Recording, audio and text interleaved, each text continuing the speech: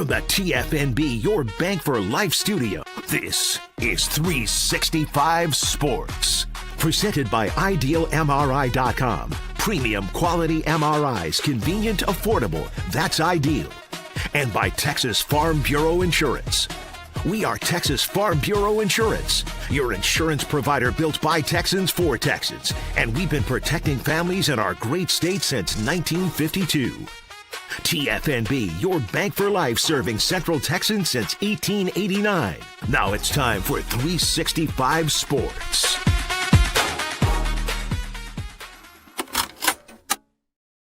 From inside of our TFNB, your Bank for Life studios, 365 Sports. I'm David Smoke. Paul Catalina to my left and Craig Smoke to my right. We hope you've had a great day. As the Sweet 16 moves into day number 2, we will later on show you the games that we have going on tonight. But I just wrote down this line, and you guys can go. We'll have little nuggets about every game from last night. Big Ten rolls, 3 teams in the Elite Eight. 2 others can join them, Michigan and Michigan State tonight. Arizona, you talk about rolling through people. University of Houston couldn't shoot, couldn't make any buckets. Iowa guts Nebraska. Nebraska needs a better math class, and UT and Purdue was an absolute rock fight with the Boilermakers coming out of the end. Actually, Nebraska doesn't need a better math class. Apparently, Iowa State 25 years ago does, because that's where Fred Hoiberg went to school. I could not believe at the end of the game you're having a guy running over to the scores table so late to check in. And then that was a game that was even the entire time. I mean, nobody really, went on a long run where it was 10-0, 9-0, and any of those things. Iowa, Ben McCollum, I remember we had him on the show last year. It was just so fantastic.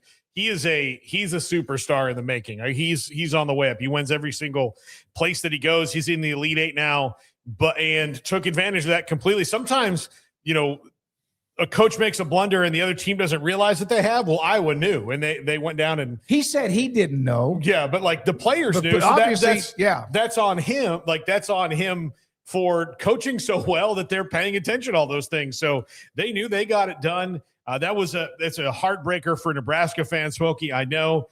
Houston, I mean, they haven't shot that poorly in years. I mean, that was one of their – it was probably – and as someone who's watched them probably half of their games the last 4 or 5 years, I think – I don't think I've ever seen them shoot that bad, even when they had an offensive team that wasn't that great.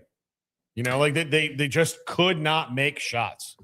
Yeah, it was a tough night for Houston, and I think when you put together your brackets and you said what could cost them, it was if they go on a drought offensively. That was their Achilles heel throughout the season, and that was the bugaboo that you didn't quite know night to night if it was going to be an issue or it wasn't, and up till this point, it hadn't mattered, but last night, they had one of the worst offensive performances you could possibly have, and it cost them dearly. And Illinois, to their credit, is a very good basketball team. They're big. They're talented.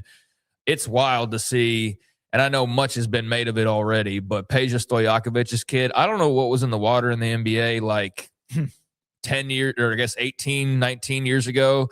I know there's always been waves of the sons of the players, but there's like a all-star lineup of guys right now. Carmelo's kids out there, LeBron's kids redshirting at Arizona. You got Stojakovic is helping Illinois maybe go win a national title. Well, Sabonis's kid is in the NBA now. Well, the best player in basketball is a Boozer. It's Carlos Boozer's kid. So, that wave of 2000s NBA guys have put together the future of basketball almost. But yeah, that was really tough to watch from Houston's perspective. And it just started off on a bad note. It never got all that much better. They didn't have the touch. They could not put it in the bucket, and Illinois deserves some credit, but Houston did themselves no favors. And that was a bad night to go cold. And that was the thing with Houston, was you just had to, and I had them in my Final Four, and I didn't take it super seriously like this is the end all be all. But I did have to convince myself of like, you know what, I'm just going to be kind of a homer. I'm going to put like 3 Big 12 teams in here because I think they're good enough.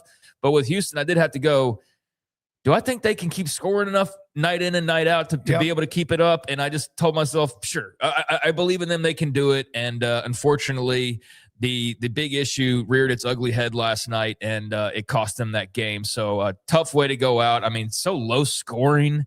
That was crazy. 24-22. Yeah, it was 14 apiece with like 5 minutes left in the first half. And I was like, oh, Houston's struggling. So is Illinois. I don't know if this can be in a 45-40 game. It was a little bit above that. 24-22 at halftime. That's a high school basketball game. And we know high school basketball is mostly not that quality. But yeah, that was an unfortunate result from the Houston perspective. But Illinois is really good. Give Brad Underwood and that team a lot of credit. And you mentioned the Big Ten. I mean, 3 tickets already booked to the Elite Eight after last night. And yeah, they are in great position to go and hoist the national title. And the Big 12 gets whittled down to one less team. And so we'll see if Arizona and then maybe Iowa State later tonight can join them. But the Big Ten could still add Michigan and Michigan State. Yeah, I mentioned that. Yeah, they could have 5. They could have 5 of the 8, which is pretty incredible stuff. We'll see how the games tonight turn out because UConn could certainly beat Michigan State and Alabama could possibly beat Michigan. But that's if they get that 5 of 8, that's pretty. I don't know how tilted that's ever been, the Elite Eight towards one conference, but I'd have to imagine that's got to be up there. Yeah, and they went through a couple of years ago where they were one of the most boring conferences. They had some good teams, but no, like you would look at you're looking across, you're like, what's the matter with this basketball rich area with these programs that have all these resources that are just you're watching like how are they just not? There's not one great team in them, and now you've got a lot of really good ones. Arizona last night, by the way, looked every bit of the team that everybody's picking to win the whole thing in that they just keep coming at you and coming at you. If you were multi-viewing it or going back and forth between the games of Houston and Arizona, they were the exact opposite games. Houston and Illinois in the first half, neither one was 24-22 at halftime. So it's not like Illinois was on their way to 110 points, but Arizona had 50. It was 50-38 or whatever it was at halftime, and they were just cruising. They didn't had look 54, I think, at halftime. Yeah, I'd be wrong. Yeah. They did not look like they struggled with a single thing. No, I got some stats on that. 109 points in an NCAA tournament game that's not one of those early round games is just phenomenal. I have some stats on Arizona and a few others too. Yeah, Arizona was super impressive. My pick, and I think most everybody's pick, they're one of the 2-3 teams that everybody basically selected from to hoist the title. I think they're the favorite by a certain amount of percentage points over a Duke or someone like that, a Michigan. But they definitely made me feel good about that choice last night. I mean, they had no trouble whatsoever, and I just felt kind of silly that was the game I kept saying I was most excited about because that game was not even competitive really for a big stretch of it because Arizona shot so well and just played so well, and they were so balanced. I mean, 6 guys in double figures, which was quite notable. Got up and just never relented, and they looked every bit the part of the team that everybody thinks could go and win this whole thing, and they bring Darius Acuff's career to a close. Good to see, I'm going to be interested to see where he ends up in the NBA, and I mean, I'm not a Mavericks fan anymore, but there's a scenario where maybe they could get a guy like him to go pair with a Cooper Flag that is of interest just to monitor. But Calipari in the postgame, I mean, he gave Arizona their flowers. He's like, yeah, they're freaking incredible. They're really, really good. So, yeah, awesome win by Arizona. They look great, and that was really impressive. Real quickly on and Paul, you go after this, but Purdue and Texas down to the wire. It looked like throughout this tournament, Texas has had an answer every time they've needed it. Mark was phenomenal. But eventually Braden Smith was so good, made some plays, and ended up with a tip in the final couple of seconds. But go ahead. Just to wrap up Arizona and Arkansas, I did the top 5 earlier this week about the questions I had. I was most intrigued by this game because of the potential. I mean, the star potential in this game between Arizona's just big 3 guys, Burries and Bradley and Pete, and then Darius Acuff, who is fantastic as well. That really intrigued me, but I wondered if Darius Acuff's supporting cast, how hot they would have to be to keep pace. If any of the top 5 scorers, if it was 3 guys against 3 guys that were top scorers, could you keep pace with the top 3 in Arizona if you were Arkansas? No. And you really couldn't, and that was the big deal last night. So, and when it comes to Purdue, Matt Painter, I mean, he is he's got this really like kind of sad sack looking face a lot of the time. I guess kind of a long face. And the whole time you would think that everything's going wrong. And then at the end, it was legit. Like everything went wrong. They committed a really stupid foul that, they would at least gotten the ball back, and Texas was out of timeouts. But, when you're as good of a team and you're as well coached as they are, they just went down and did what they had to do. Well, here are some stats, and you see it on the board with John Fanta, a great basketball analyst. Arizona, they've won 3 games by a total of 67 points. First team in NCAA tournament history to have 6 guys score 14 points or more in a game. Shot 64%, best field goal percentage by a team in the Sweet 16 in 21 years. And Jeff Borzello saying that only team since 2000 with a 60-point stat in the paint. So they dominated outside, they dominated inside, 30 from the free throw line in a tournament game. Also, their freshman, Burries, 23 points. Koa Pete, 21 points. Ivan Karachenkov, 15 points. All of them shot 63% or better. First time any team had 3 freshmen to score at least 15 points on 60% shooting or better in NCAA history in a tournament game. So they are loaded with and a lot of those guys making the decisions of what they do after this season. Meanwhile, Houston, man, I would love to see Kelvin Sampson win a national title. Last year, of course, as close as he may ever get. He's going to keep knocking on the door because of who he brings in. But this team was loaded with a carryover. And then, of course, Kingston Flemings.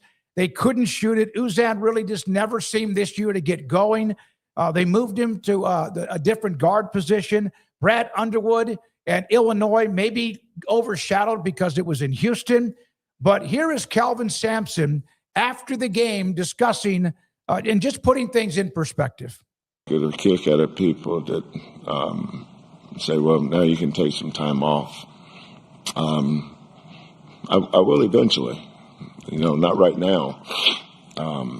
But right now, helping Emmanuel, Milos, Ramon, Khalifa, Kingston, seeing that, making sure those guys are settled, making sure they're organized on what their next step is, helping them, helping the other kids. I mean, I've said this a lot over my career. I don't have to be their life, but they are my life. That's Kelvin Sampson. Houston out, Sweet 16, still a great run the last 7 years. But you wonder, you have that window. Doesn't mean they can't go right back into the mix next year, and they probably will. But they just could not give Illinois credit because of their mentality playing defense too, which maybe got overshadowed because of how Houston's known for playing their defense and stifling people and suffocating people on that end. Yeah, I still, it was a defensive battle for the first half, but then, eventually, I mean, Illinois just didn't have to make that many. They didn't have to go on a 20-0 run to keep pace. They just had to, make most of their shots because Houston was making literally nothing. The first, 8 minutes of the second half, they scored 4 points. And I wouldn't say that Illinois was lighting it up and draining it. They were just making normal shots. They were put in a position where they didn't have to score all that much to win in the second half. And Houston just could not make shots. Craig, they dictated the game. They just seemed like, even though they weren't pulling away, but they always seemed to be up 3, up 5, or whatever. And then when you can't make shots, it feels like you're down 8 or 10. You start to press a little bit. Yeah, the Eastern European All-Star squad, as everybody's learning about all the itches and bitches and what have you on their roster. It was funny to see the graphic put together, and it's just all the guys that you'll probably be watching the Olympics for their respective countries over the next few years. But, yeah, Underwood went overseas, put together a hell of a lineup combined with guys from the States, and they're very formidable, and they're very big and tough and talented, and they completely dictated that game last night. I mean, Houston had opportunities even late in the second half. You kept waiting for that run to occur, and they would get into single digits, and then it would be back to double digits before you knew it, or it would just be always a little bit farther out of reach than just one bucket closes this thing or two buckets and get a stop and then we're right back in this thing. It was always 8 or just a little bit out of reach, it felt like, for Houston. Never to the point where you were completely out of it, even though it sort of felt like you were slowly being suffocated, but it also felt like you just couldn't ever get close enough to really make it competitive. I don't know if that makes sense or not. It was just, they were in this weird no man's land of not getting blown out, even though they were getting controlled. And some of that was their own doing, not being able to make shots. But then also far enough away that it felt like it just, it was one of those nights for Houston. They just never put together that 15-3 run, which they usually do. Illinois wouldn't let them. And then there's the game between two teams in the Big Ten, who are both having a great run. And now Iowa's run continues as they beat the number 9 seed Iowa Hawkeyes, beat Nebraska. Nebraska led for like the first, or tied or led for the first 35 minutes of that game. Iowa wins it 77-71, made a lot of shots, but also, how about this? First of all, Iowa always beats Nebraska. And we've seen the disasters at the end of football games. Look at this one here. 6:16 left in the game. Price Sanford makes a 3, Nebraska's leading scorer. He had 25. Take the lead against Iowa. The TBS broadcast shows Matt Rule in the crowd, the football coach. And after that, Iowa outscored Nebraska over a 5-minute, 9-second period, 15-6. It is, Iowa's never beaten Nebraska with a comeback in the fourth quarter, said nobody ever. That's all they've done in every sport, and they did it again in a huge fashion down in Houston to open up that two-game situation in Houston at the Toyota Center. Are you trying to insinuate that our friend Matt Rule's a bad luck charm? I was going to text him, but he hasn't returned my text about joining us at the end of spring this football this week, maybe next week. It's like clockwork, but this is different. They had one time against Iowa a year or two ago, 10-3 lead, fourth quarter, Iowa like 3rd and 13, and they throw a little flare pass out, and 8 guys surround Johnson, the running back, who's really good. He goes 75 yards, and all of a sudden, all hell breaks loose. So the play where Iowa was up 3, inbounding the ball, timeout, of course, and Nebraska has 4 players, guys, on the court. We mentioned that earlier. 4 players. The officials normally kind of check 5, make sure there's not more. And here is what has been the theme of the day from Iowa fans, and I laughed because they should have fun with this. This right here is the most popular restaurant in Lincoln, Nebraska. It is Fred Hoiberg, who's done an incredible job, and 4 players, and the name of the restaurant is Five Guys. We used to have a Five Guys. It's gone now.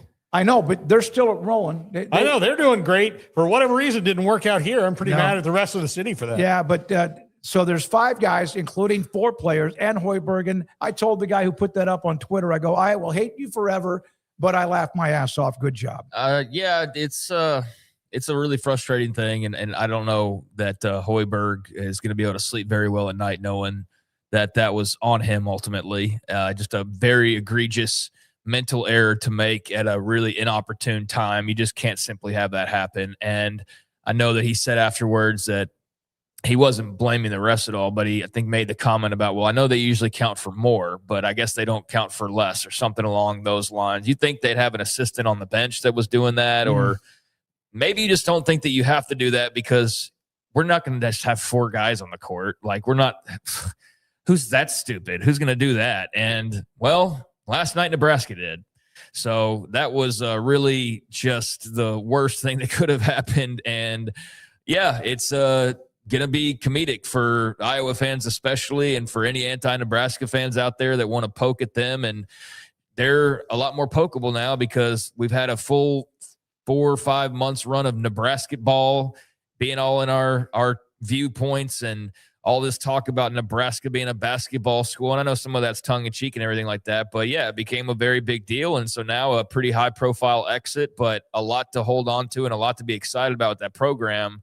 But with that being said, still very embarrassing way to lose, to have not enough men on the court. It's just that's tough to swallow. One of the things they did, they stopped making shots. They had been really a high-scoring game, especially at halftime. By the way, I checked. The referee, I saw a couple of notes from national writers about, is the official, you see him before he hands the ball, they check. It's not the official's job. It's the team's job, players, coaches, managers, to make sure you have the proper amount of people on the court. So with that being said, and we'll get to Purdue and Texas in a moment, Arizona will be playing for their first trip to the Final Four since 2001 when playing to get to the Final Four. The last time they were there was in 2001. Lute Olson was the head coach. Arizona was also in the Elite Eight under Olson in 2005, lost to Illinois. Arizona's last trip to the Elite Eight was in 2015 under UT head coach Sean Miller, who took them 3 times to the Elite Eight or Sweet 16. Iowa was in Elite Eight in 1987 under Tom Davis, lost to UNLV, but prior to that, they went to the Elite Eight and made the Final Four with Lute Olson as their coach in 1980. So all sorts of tie-ins between Iowa and Arizona, with some of those teams, 2 of those teams left in the Sweet 16. It's a wild Venn diagram you got there. I went to draw it, but I'm not very good about that. So Purdue and Texas. Man, throughout this tournament, from the play-in game when they beat NC State, even though it appears NC State had a coach that was a little bit distracted, Purdue eliminated Texas in Rick Barnes' first year in the first round at Texas. Purdue eliminated Texas in the second round, Chris Beard's first year at Texas.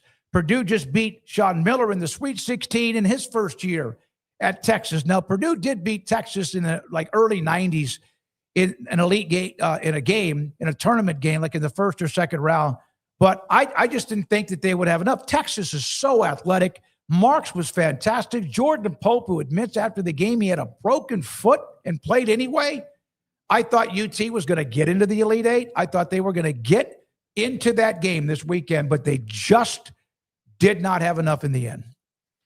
No, they didn't. And I'm looking at these coaches that are all left. I mean, this is a who's who of them. Sean Miller with those resources at Texas, that's really scary. I think they could easily be running the SEC in another year. And this was kind of a hodgepodge team he put together a little bit by the standards I think he's going to have in the future. But when you have a guy like Tremont Mark, who is not only super skilled, but tough as hell. I mean, he was playing on one leg last night, and without everybody constantly telling me he was playing on one leg, I would have been like, okay, I'm glad I know that now, but it didn't look like it. And then they had a really good chemistry in this last, week or so. And it's also the sign of a really good coach that you can lose 5 to 6 down the stretch. You can get that opportunity and get into Dayton. And then after that, it's just a whole new season. And that's how they treated it. Well, I think the people who vouched for Texas to be in the field, I don't know how much of a debate there was. I know they were kind of on the cusp there, but not to the extent that an Oklahoma or an Auburn were, who were a bit more of a question mark because they didn't have the marquee wins that Texas had. I think those people feel very justified by their inclusion of Texas into the field, and so they should. And I don't know what the expectations were for Sean Miller this year. At minimum, they had to be to make the tournament because you're Texas. You should have bare minimum. If you got Sean Miller as your freaking head coach, yeah, you better make the damn NCAA tournament bare freaking minimum. I don't care if it's year 1, year whatever. So that's to be expected. But I don't know what people felt like they should do or accomplish beyond that this early in his tenure, and to get to this level this quickly with a team that is not the best that he's going to put together. And now, especially when you've suddenly rattled the hornet's nest of donors and you go, I know some of you guys are donating to basketball anyways, and it's not like we have some paltry roster here, but look at what we did without even really trying to. I mean, we tried to put together a good team, but by no means is this like with all of our ducks in a row and years under our belt here and having fully established and built this thing out exactly how we want it. Like, we're already going to the Sweet 16 just like that. And we almost got the Elite Eight with our best player on one leg. So there's a lot of reasons to be excited about what he could do with more recruiting and more more time in the saddle there in Austin. So yeah, that was a hell of a hire, and he's already paying off. And yeah, they should be pretty formidable for the years to come. But really impressive, gritty performance. I mean, by Texas in general. They were beat up clearly, and Mark was sitting there with like a leg dangling and still making shots and doing things that you're just like, how are they in this? They look like they should be going to the medical tent, not sitting here keeping this game close and perhaps winning this thing when all was said and done. But credit to Purdue. I mean, they clearly had an advantage on the glass that paid off tremendously. And then just the timely big play, the tip in there at the end was incredible March Madness type stuff there. Fortunately for Texas, they were on the receiving end of that, but that's the classic buzzer beater for a trip to the Elite Eight. That's the kind of drama we were hoping for. And so that game provided that. It was an excellent game back and forth. It was an excellent effort by Texas. And I don't think that they left a single drop of, well, we could have done this out on the court, run. I mean, they left it all out there. So, again, I think that Mark's obviously going to finally have to move on. He's been around for a while now. But what a gutsy way to end his career. And I think Texas is in really good hands. By the way, our guests today include SMU quarterback Kevin Jennings. We'll have Max Olson today join us as well from ESPN. Max will join us today at 4 on, of course, many things college football and anything in the air when it comes to the transfer portal. Matt Hayes from USA Today and Scott Drew, Baylor men's basketball coach, as they're about to leave here early next weekend for the Crown Tournament in Vegas. His thoughts about many things about college basketball. Why is that? Is that not underway yet? Like, why do they wait so long for it? I think they're trying to I think their TV windows are like around the Final Four. Okay. So if people are watching basketball, they're like, oh, well, this. So they're going to go like a month. Baylor and Creighton is on. Yeah, but they're going like 5 weeks since they've last played a game. No, it's a long stretch. Yeah. It's a long stretch. There's 4 teams or 8 teams, whatever it might be. There's 8 teams. Yeah. So there's only going to be 3 rounds of it, which is good. Last year they were 16. They whittled it down. I think that means they also like the players get more money and all that. So, and if you're still wondering why the Crown and not the NIT, the Crown pays you. Yeah, no, it's pretty like simple. One of those preseason tournaments. So pay attention postseason college athletics events. This is where you're headed. And if you're not smart about it, you're going to find yourself in a support group going like, hi, I'm the Bahamas Bowl. We decided not to give people money. Yeah. And then like, hi, I'm the Outback Bowl. We also didn't give people money. And, we're here too, all that through. All right. A couple of other notes. There are games tonight. Let's look at the games that are going on tonight because there's 4 more. And of course, who knows what's going to happen. But right now of the Sweet 16, there are 4 teams that have moved into the weekend. Tonight, St. John's and Duke will kick it off or tip it off right after we're done at 6 on CBS. Alabama, Michigan, and a note about Alabama's Aiden Holloway, or not Alabama's Aiden Holloway in a second. That's a 4-1. Michigan State, UConn, that's a banger, 3-2. All of these are. And Tennessee and Rick Barnes against Iowa State, high fly in Iowa State. Of course, Jefferson, supposed to be a game-time decision. Now, a note about Alabama's Aiden Holloway. He asked for a waiver to be able to leave the state of Alabama, was granted that waiver, but the last thing that was there, John Rothstein, an Alabama spokesman, telling me regarding the news this morning, Aiden Holloway was granted the right to travel through an Alabama court. Nothing has changed with regard to Aiden's status with the team. Again, they played tonight, Sweet 16 game against Michigan. He's banned from all team activities, all school activities. So that's still in place, and no, he cannot go just jump on a flight. And, all right, I'm here, guys, for the Sweet 16. I think it's going to be an excellent night of basketball. Last night, despite some drought offensively by Houston, was a really entertaining night, and it could have been a bit better because I was just hoping for more from the Cougs. But they had a great year. They're going to lose a lot of really talented players. We'll see what the extent of the damage is, but had a lot of fun watching the likes of Kingston Flemings and whatnot over time. But I think the slate tonight's got a lot of potential. St. John's and Duke. I mean, that doesn't really need much hype. I think that's pretty, just throw those names out there, and Patino and Schreier and Boozer and all the faces. That's going to be a lot of fun to get things started. Alabama, Michigan will be a great SEC Big Ten matchup. And I think at this point, you're watching the Big Ten. You're going, how many teams can they get in? Can they get all five of the 8 spots? Michigan, a team who many feel like is a national champion. So this is a huge game, but Alabama's really tough. So even with all of the issues they've had, they've just kept going. They just, to their credit, to Nate Oates' credit, they've just kept on moving. A lot of other teams probably would have cratered at one point or another when you got just all that's swirling around you, but they've been able to manage it well. Michigan State, UConn, it's a couple classic. Is Michigan State a blue blood in basketball? Oh, I would say they're in that they have 2 conversation. national titles. I know They people won have with different Magic. definitions, Yeah, but they've won twice.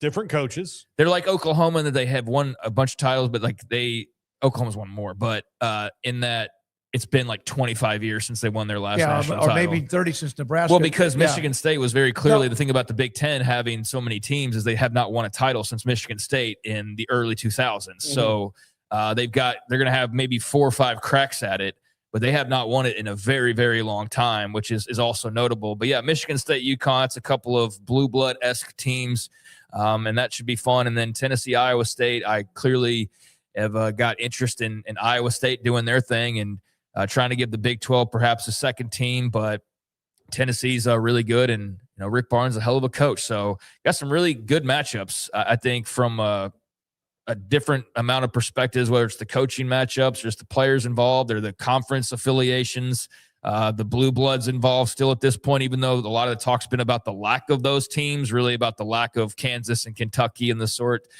This is going to be a fun night on paper, but last night set a pretty high bar because I enjoyed myself thoroughly watching all those games. No question. Who of the 4 teams that lost last night in order didn't sleep well last night besides Houston at 1? Well, I would say Nebraska didn't sleep well the most because they had that. Houston never really had that game in hand. Yeah, Houston can't say we lost because we didn't have enough men on the court. Yeah, or at least partly Well, as they to were why. losing when that happened. I'm talking about Houston has been, you just bang on that door.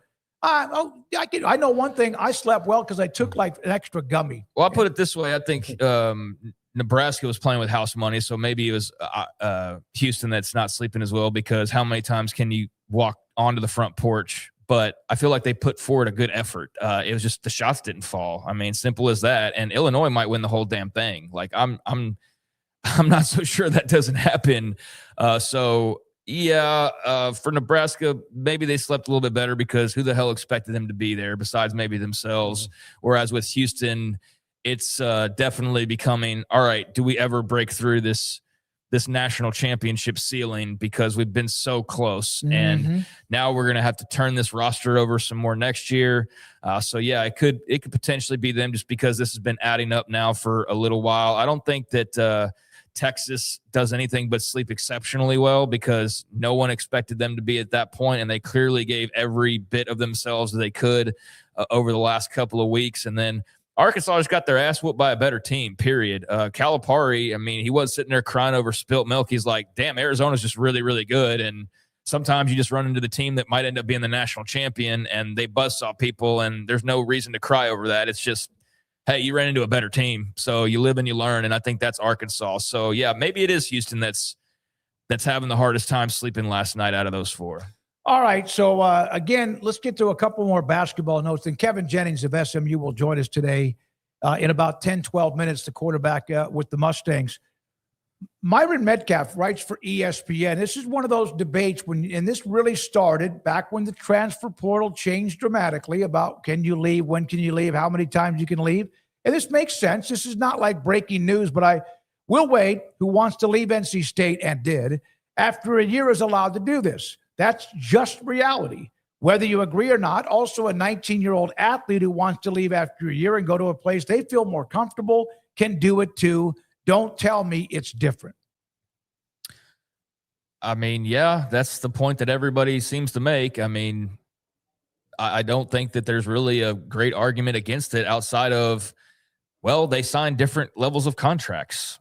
When Kingston Flemings leaves Houston, first name that came to mind, so not a great example, but when Sam Leavitt leaves for LSU, let's go with an actual real example, I don't think he had to go pay Arizona State a bunch of money to get out of that contract.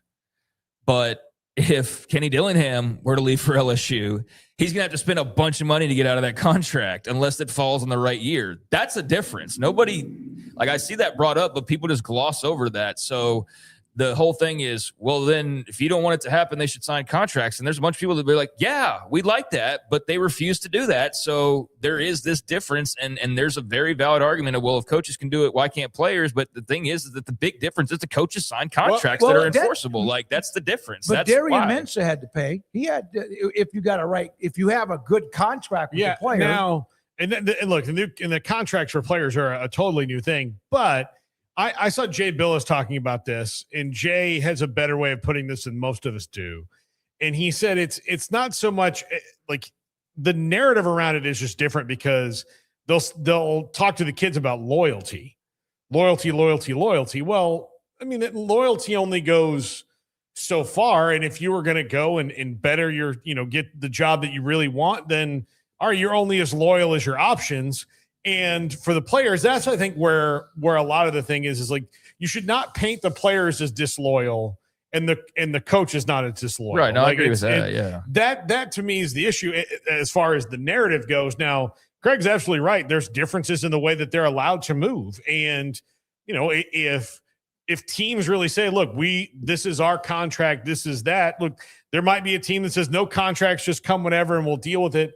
And we'll have a wholesale change every year. But if schools like Georgia or conferences start enforcing 2-year contracts, then that's what the players will have to sign. And then that will be maybe what triggers more collective bargaining because they say, well, we'd like to have some more say in this. So it's going to take solidarity in college athletics. The problem is there is no solidarity in college athletics. No, we've talked about this many times. The same people that want rules are the ones that break them constantly. It's this weird this loop of LSU bitches about Tennessee doing something, and then LSU turns around the moment they can and they go and do something similar or worse. And then they go, well, what? It's like what? And then they get in trouble for it, and then they sue the NCAA. And that's why you've got the NCAA now trying to get people to sign these agreements to basically say, okay, we sign off on your ability to punish us. And guess what problem they're having? A bunch of schools don't want to sign that. And they're citing various reasons as to why. But ultimately, they don't want to be punished ever. Yep. They don't want to be policed. They all are lying. They are lying about this. So I don't want to hear the damn 80 at Alabama or the 80 at Wisconsin or Baylor or whoever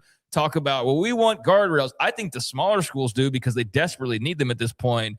But everybody else saying is just lying out of both sides of their mouth because every action they take afterwards is the complete opposite of what they say. So, yeah, you're right. Darian Mensah was under contract. That's relatively new. I think that's going to become more common, especially for high-profile guys. But I just think that's where you start is, okay, now you have an example where Mensah is under contract, but most guys aren't. So that's the big difference between them and a coach. Now, does Jay Billis have an axe to grind? Absolutely. Does he have a lot of very valid points? Absolutely. Do I think he has any interest in changing his opinion, though, and listening to anybody else's opinion? Not Absolutely really. not. Absolutely not. He will not. He refuses to listen to any opinion that goes against what his opinion is. Now, he's a very smart guy, but I don't think he's right all the time on every single topic. So take what he says for what it's worth. I think he's very valid in some circumstances and also feel like he's just got a narrative that he refuses to let go of and just grind away on, which is NCAA bad, everybody else good. And I don't think that's the best approach either. I think it's all in a gray area. And so, yes, the coaches and the schools and everybody's to blame, but I also think they're very valid in not loving street agents and constant maneuvering from team to team, all willy-nilly, and constant lawsuits. So they can go and figure this out and settle it. But again, the problem comes back to the people that say they want to do that don't actually want to do that because it's the same schools who say, yeah, let's get on to the bargaining table and let's do this. All right, so we agree that the best solution here is to sign contracts where they become employees.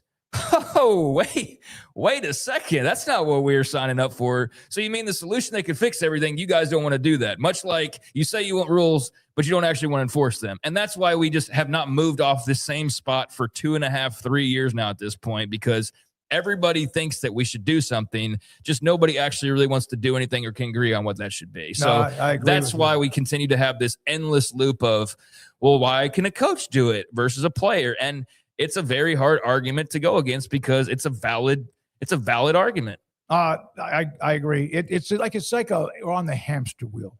But yeah, we want all these changes. But wait, you want us to sign something? Well, it's the same coaches that bitch about needing money all the time. And are you taking a pay cut, Kirby Smart? I mean, every once in a while, James Franklin, because his job's on the line, has got to give you some of his money for NIL boost, right? Luke Fickell, like, here's some of my money that you're paying me to just give me another year and to throw some bones towards maybe getting some talent that can help me keep my job. But are these guys saying, you know what, I think coaching salaries are too high? Hell no, they're not doing that. But all of a sudden, they're like, I don't know where the money's going. I know I just signed this $80 million extension with a $42 million buyout, but we have no money over here, guys. We need our boosters to step up. And that's why it's comical. There is no one in America that complains about having less money than rich people. No kidding. No one. Because the money's not there. You know, and like, if you've ever worked for someone who wouldn't give you a raise and then you ask them, hey, I haven't had a raise in a while. It's like, well, I haven't had a raise either. Don't care. That's an actual discussion I had with the boss. It is their business. Yeah. And they can run it how they want. Yeah, exactly. And a lot of them probably, while they may not want to give you a raise or whatever, have other ways that they're using their money for charities. And they are. More corporations do that than not. But I get for what tax you're saying. For tax write-offs. Who bought you recently? Exactly, man. Who bought you? You're a team corporation. Yeah. Somebody buy you? Who's going to buy me? I don't know. I'm just asking you. Who's going to buy you? The man. So you're telling me that, let's say, the top 100 corporations in America, none of them are giving to charity or giving to things that matter, and might be things they want to help because of some sort of, I don't know, because of friendship, or they just want to help a certain cause. I mean, I can't speak for all of them. But a blanket statement that corporations are greedy and bad is probably not fair. Oh my God, I could not disagree more. This is a totally different topic, but I think we just saw our first trillionaire get crowned, and I bet he gives a lot of money to charity. But I think he's kept quite a bit of it for himself, and that's his right to do. It's his money. Okay, this is like a political argument I don't care to have, but your team corporation, we're team I never said fairness. I was team corporation. All I was saying is that, first of all, it offends me in a way, not in a negative way, but it's like I got bought off. F you. That's ridiculous. Keep cheesing. I'm not going to get no one bought me off. I was just talking about corporations. You were taking it so seriously that fly-by comment of a joke about being bought off that it almost makes me think maybe you were somehow or another, but clearly you weren't. It's just we clearly have a difference of opinion on the goodwill of mega corporations and their little bit that they give to charity. Yeah, some of them give to charity, but this is a pointless conversation to have. So when we come back, SMU quarterback Kevin Jennings. Oh, by the way, a little bit later on today, we'll get into LSU and NC State and a promotion they were having with basketball coaches, and both of them no longer are at where they were. That and more. This is 365 Sports. Petty Clinic. LowT.com. Dr. Kent Petty can help you become the high-performance man that you want to be, need to be, and used to be. And how can he do that for you? If you are in your upper 30s, 40s, maybe even sometimes it may not happen until your 50s, or maybe you're lucky not at all, because 1 out of every 3 to 4 men have symptomatic issues of low testosterone, and maybe that is you. Sex drive gets a lot of the attention. If you have it, then your performance is not what it needs to be, gets a lot of the attention. It could be flat out your energy. It could be many things. It could be you just don't feel right. As you get older, your T level drops, and Dr. Petty can help you out. Contact him at pettycliniclowt.com. Tell him I sent you if you want. He will set you up to get your blood drawn. He will take care of that appointment, get the results, get the blood results, and then get back in touch with you. Maybe you're fortunate and everything is fine. Your T level is good, but maybe it has dropped a little bit or a lot. He can put you in a program so you can become the high-performance man that you want to be, need to be, and used to be at pettycliniclowt.com. My go-to guy. Can you fix my smartphone? Yes. You have car batteries? Yeah. What about golf car batteries? Of course. Battery from a G-Fob? Absolutely. My boat? Huge variety. Toy boat? Sure. Motorcycles? You bet. My apartment building? Whole building. Do you have batteries for my party lights? Yeah. Batteries Plus, the experts in charge. We're celebrating the declaration of deals at Allen Samuels in Waco. Right now, get $11,000 off a new Ram 1500 Lone Star, plus 2.9% for 72 months. Cash in on $11,000 off a new Ram 2500 Lone Star Crew Cab, or choose 0% for 36 months, plus no payments for 90 days. Feel secure with America's best full-size truck powertrain 10-year, 100,000-mile limited warranty at Allen Samuels.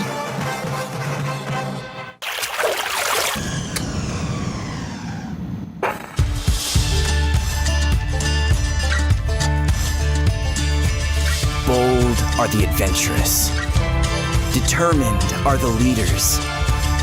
Faithful are the healers. At Baylor, you'll find your calling, your people, and your purpose. Dare to be you, indeed. It's time to compete against yourself, finding too many excuses not to work out combined with bad eating habits, and Waco Regional Tennis and Fitness can help reach inside your competitive soul. Discipline, getting results you've only dreamed about, personal training, group exercise classes, and even a tanning bed, world-class tennis facility, and pickleball courts and lessons available. Waco Regional Tennis and Fitness, spacious, clean workout rooms, free weights, state-of-the-art technology, weight training equipment, and no intimidation. It's time for you to react today, not tomorrow, at Waco Regional Tennis and Fitness on Lakeshore Drive in Waco.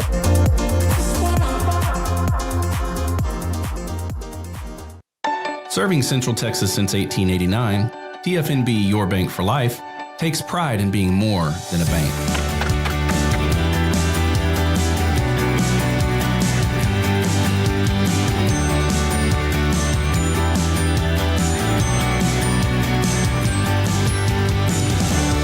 TFNB, we remain committed to these principles.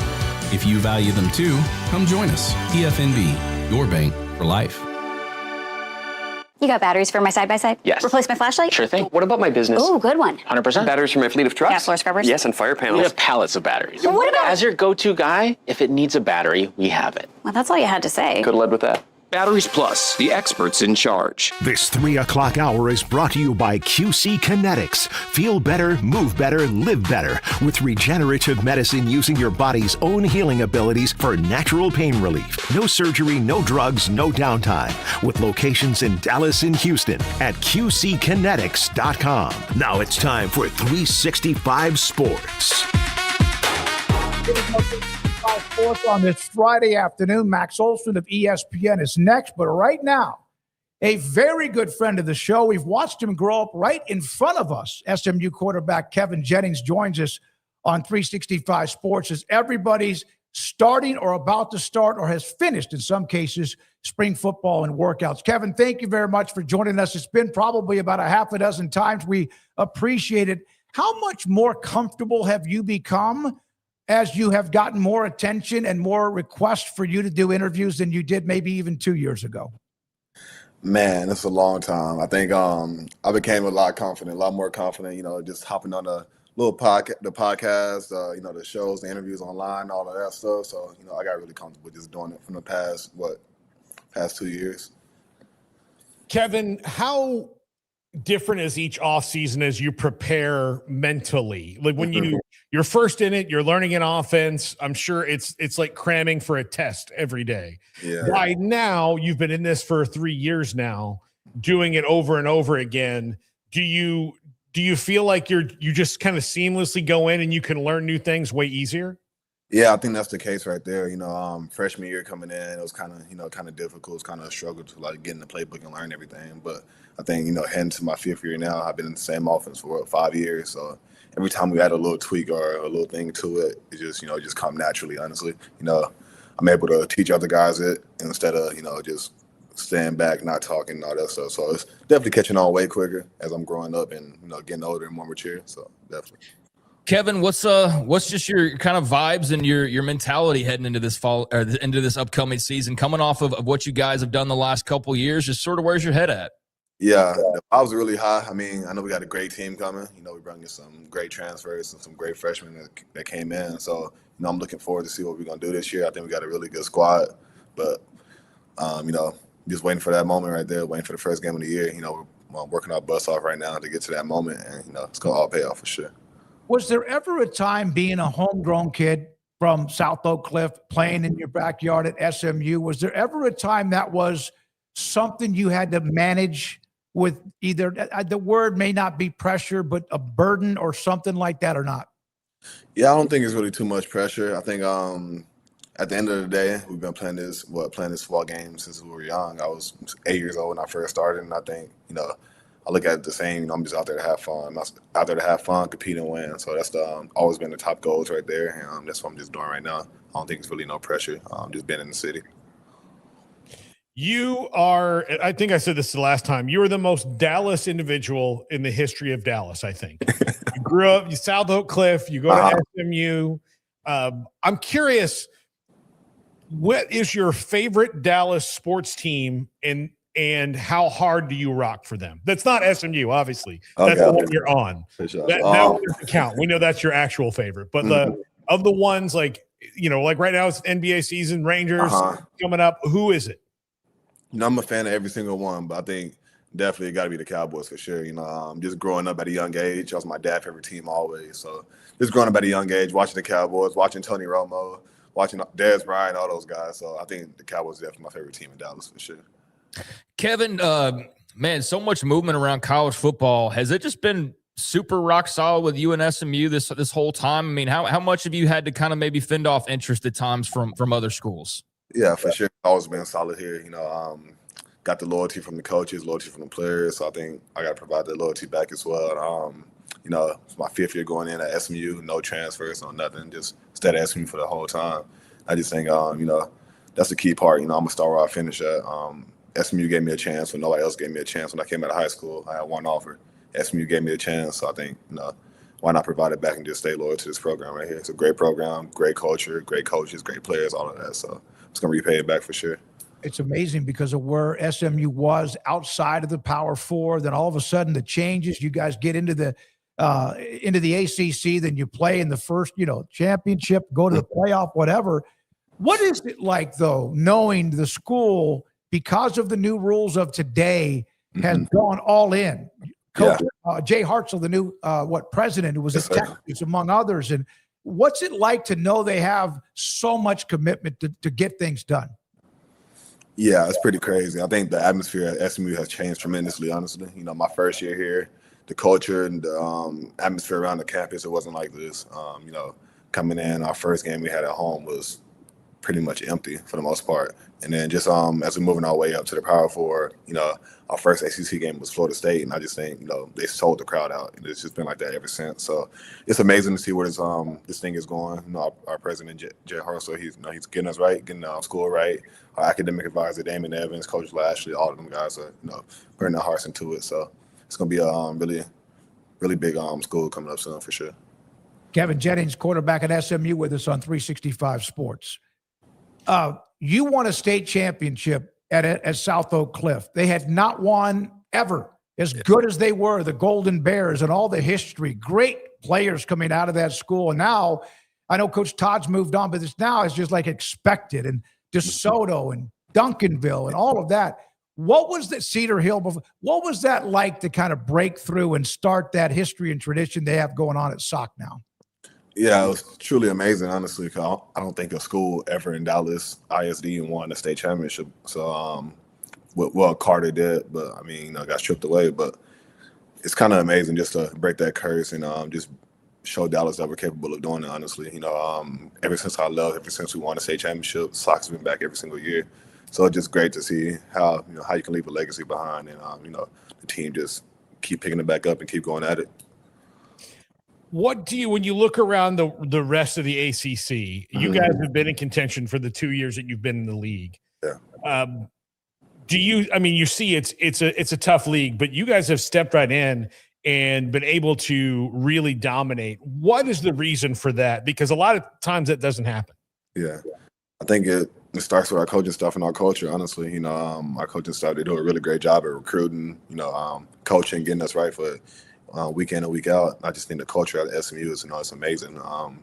Players come in and they the transfer players that come in, they talk about how our culture is amazing from the schools that their previous was at. So, I think that's a testimony to our coaches, honestly, how we just step in, I don't think no team stepped in the Power Four and performed like we did. So, testimony to our coaches.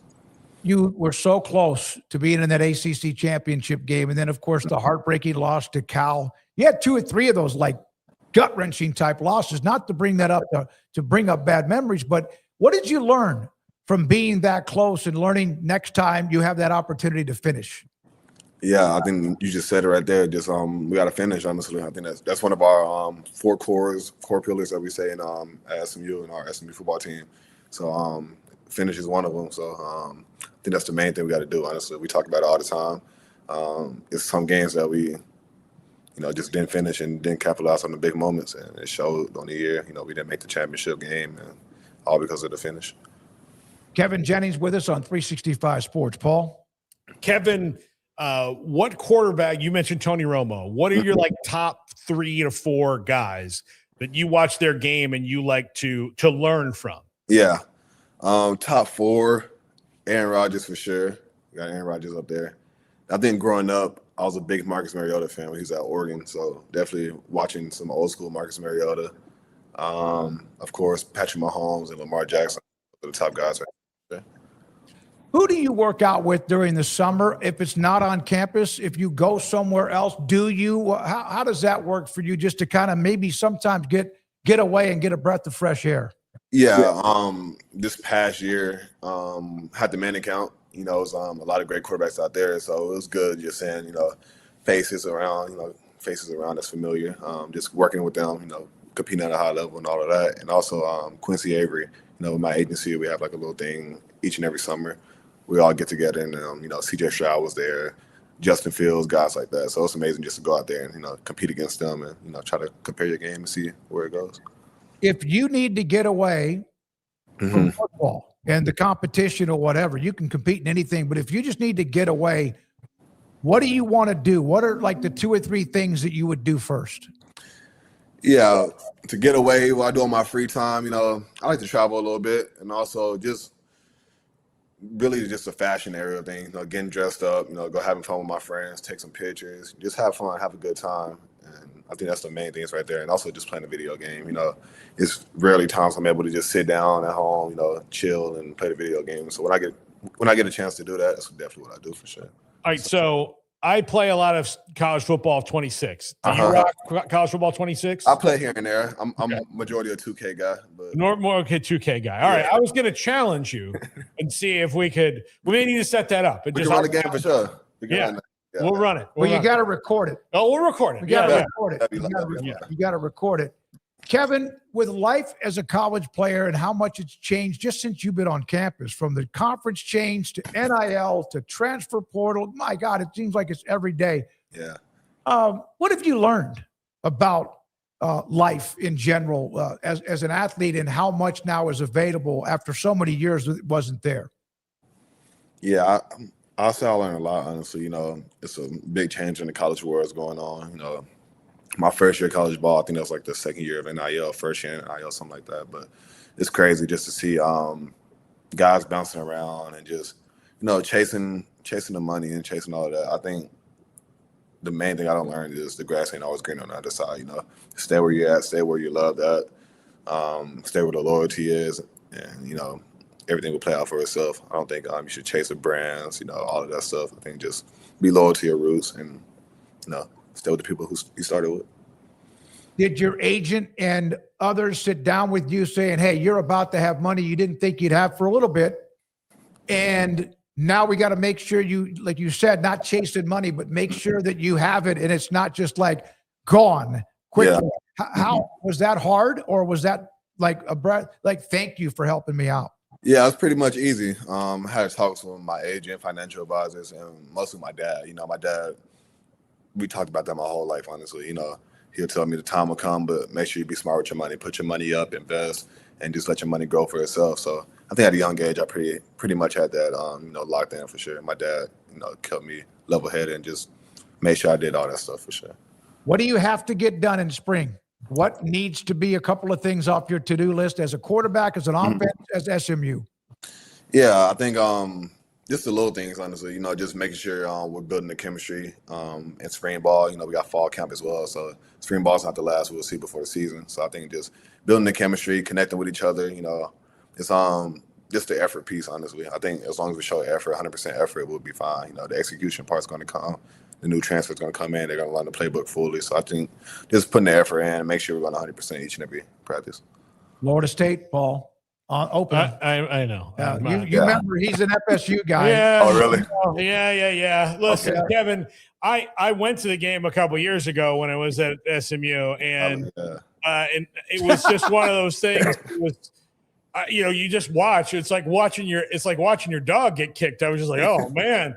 And then we had to talk to you like 3 days later. But, I'll tell you, I had a blast at SMU. I'd go to SMU any game. You guys are so much fun. So best of luck. I have no idea what's going to happen to that, but I'm always going to rock with you, Kev. I love watching you play. No, that's love. I appreciate that. It'll be a good one for sure. Yeah. Monday night ball.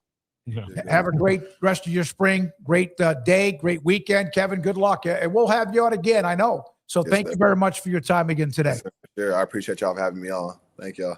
Kevin Jennings, quarterback at SMU. We've watched him literally grow up after a chance to break through and give South Oak Cliff a state championship, which they'd never had in football, and knocking on that door so many different times.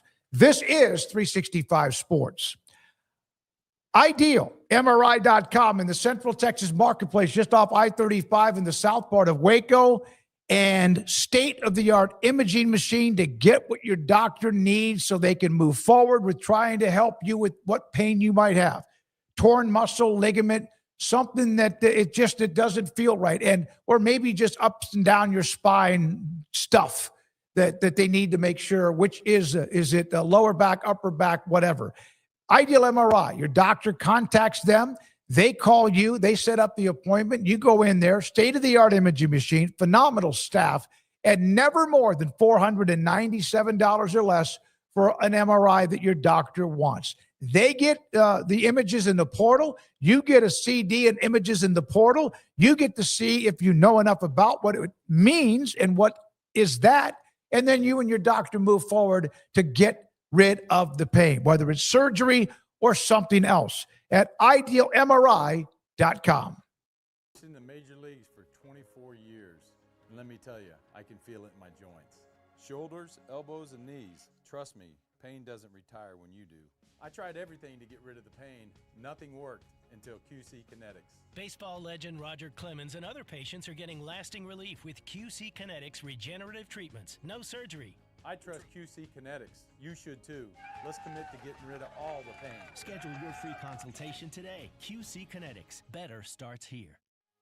With over 25 years of excellence in IT, Carrion Solutions is your trusted technology partner. From managed IT services to cutting-edge cybersecurity, our expert team delivers tailored solutions that drive success. Our portfolio includes products such as Veeam, Bitdefender, Microsoft, Cisco, and Fortinet. Call David Carrion and his team of experts. Call 888-522-2221 or visit us at carrionsolutions.com.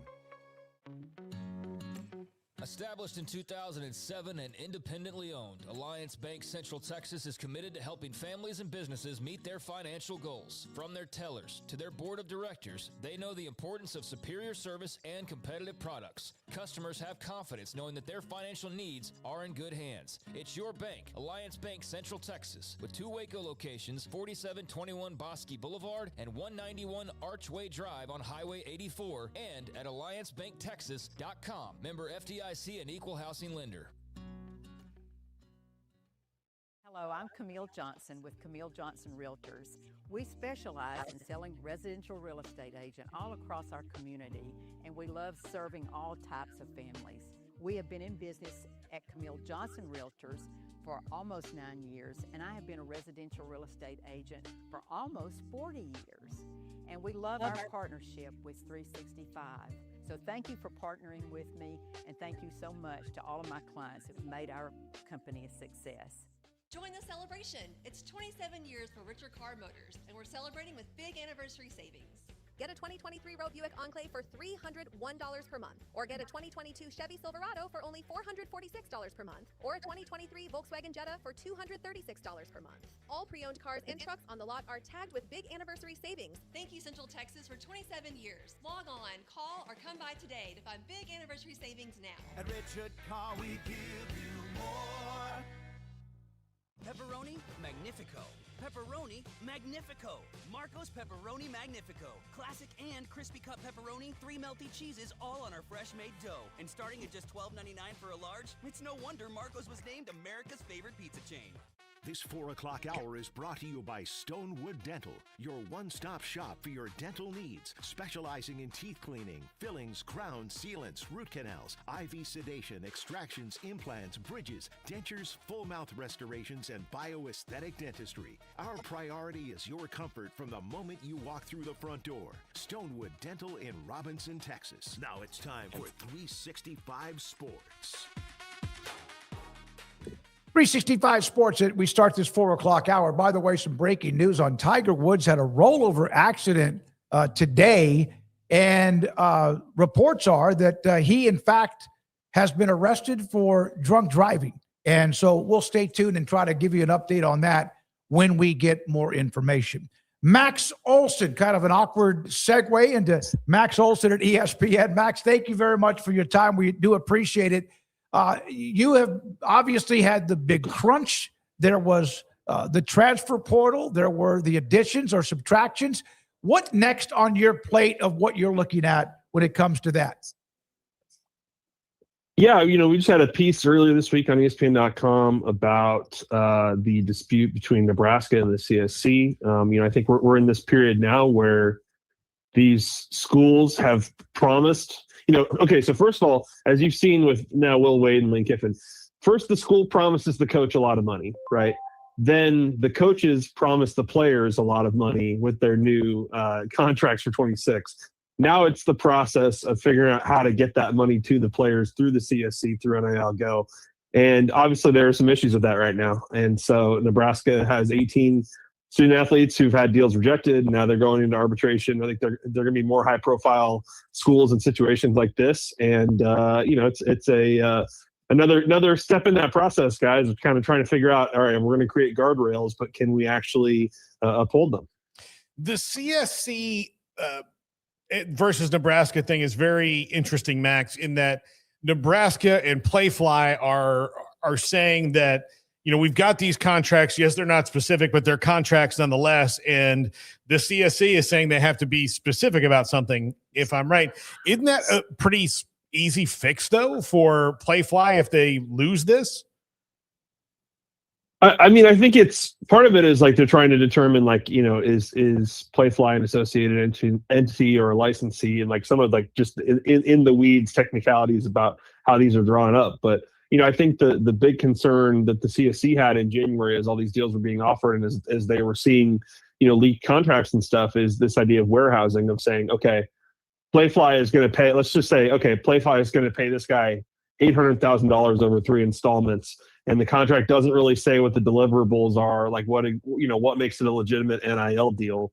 That's the kind of stuff that is going to be a red flag for them, and they're going to reject. And I think part of that is the value. Part of that is just how can you convince us this is actually NIL and not just you having somebody else pay the player so that doesn't count towards the cap. So I think that is the challenge right now. And for some of these schools, it's going back and figuring out how to redo the deal. Some of it is going into arbitration and trying to fight the CSC.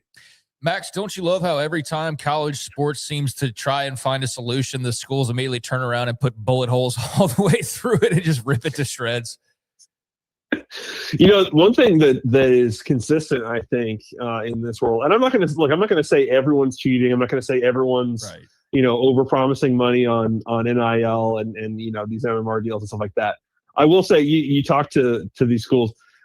They would love it if everybody else were punished and had guardrails and had to live by the cap and couldn't tamper and stuff. But, every coach wants to do whatever they got to do, right? They would love to see everybody else get in trouble finally for this stuff. But ultimately, they feel like, there's no speed limit right now on this stuff. And you're going to do whatever you feel like you got to do to put together a football team that or basketball team or whatever. And so, yeah, I think that's you're totally right about the hypocrisy of it. And I think that's something that it's tough to, it's tough to crack here. It's tough to solve. Like the CSC thing, you haven't got everybody agreed to the participation agreement with this. And so I think there's, whether it's the NCAA or the CSC, I think the people who are doing these deals with the players and stuff, they just kind of view these entities as illegitimate or not something to be afraid of. And so, now the CSC has to kind of prove why it exists and prove that it has some teeth. So let's say they lose this arbitration hearing, the players. What next on what they've been promised? How does that happen? Yeah, it's a good question. And the reason I think why a lot of people are intrigued by the Nebraska case is because, Nebraska has a state law that, student athletes can't be punished for pursuing NIL. And so, I think then you get into more of a legal battle on that type of stuff. From in a real-time standpoint, though, Smokey, it's a great question because, you got some guys who are not getting paid right now. And yeah, they're getting perks and all, they're getting their stipends and all that kind of stuff. Like they're not broke by any means, but if you're missing payments with these guys, like that's one of those things that becomes a real problem for your reputation with agents and recruiting, all that type of stuff. So, again, these are the kinds of things where it's like if they're going to be all these hassles to this stuff and, arbitration and legal case and all that stuff, it's just going to contribute to this feeling of like, okay, well, let's just go back to McDonald's bags here. Let's just do this the dirty way, because trying to go through the clean system here is really difficult when you're talking about the amount of money that we are promising to these guys right now. Max, we've talked about this several times, and it came up again today. The people who are, and there's more committees coming and all these different things. The people who are clamoring for rules are the ones that don't want them. Do you see a time where synergy is coming where they'll all just agree to these things and say like, okay, yes, we'll agree to enforce these rules and we won't, break them so overtly, I guess? Yeah, it's a great question. I think that's where you wish you could point to something and say there's the great hope with this type of stuff. Obviously for years, the NCAA and the commissioners have been lobbying DC and saying, hey, please fix this for us. And obviously we don't have like much to point to there in terms of progress. I think people definitely have some recognition that from a financial standpoint, like, guys, this just is not sustainable. Like, I think that's just the reality. And so how do you approach that? Or do we kind of continue on the path of destruction for, non-revenue sports and women's sports and stuff like that? Like, I think that's why you're seeing people saying, hey, we got to step back and like actually fix this as opposed to just trying to tinker with it. But I wish I could say like, whether it's collective bargaining or any of these other potential fixes, like you can't really point to here's how we're going to execute it right now. So I noticed in your article that you did spend a bit of time talking about the quote unquote portal spending spree, and there was supposed to be a cap of sorts in regards to what people were expecting, but there is no cap, Max, is there? No, and that's where you see some of the stuff. I mean, I've certainly, we mentioned it in this piece, but, I've talked to general managers in the Big Ten who, their expectation is that every Big Ten football roster this season is going to be 25 million or more. And people really do believe that at the top of that conference, it's 40 to 50 million. It's not just LSU or Texas Tech kind of playing in Atlanta. I think that we are going to see more programs.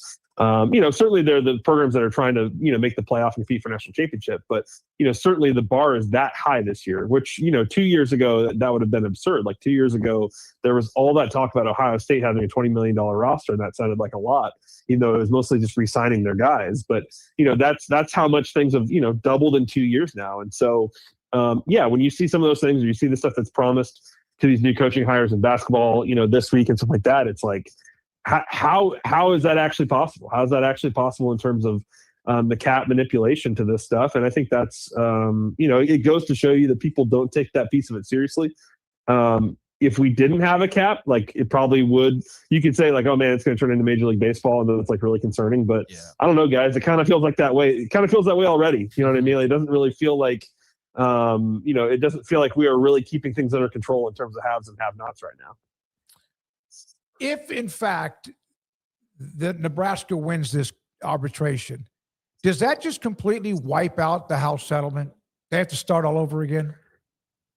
I think that people, it's interesting. I've talked to staffers at other schools who were like kind of rooting for Nebraska to win this, and they want to see. I think they view that as that would the CSC is going to fall apart if Nebraska does. I don't know specifically if that's the case, but like I think it would definitely contribute to a perception that the CSC cannot enforce the rules that it was put together to uphold, right? And so.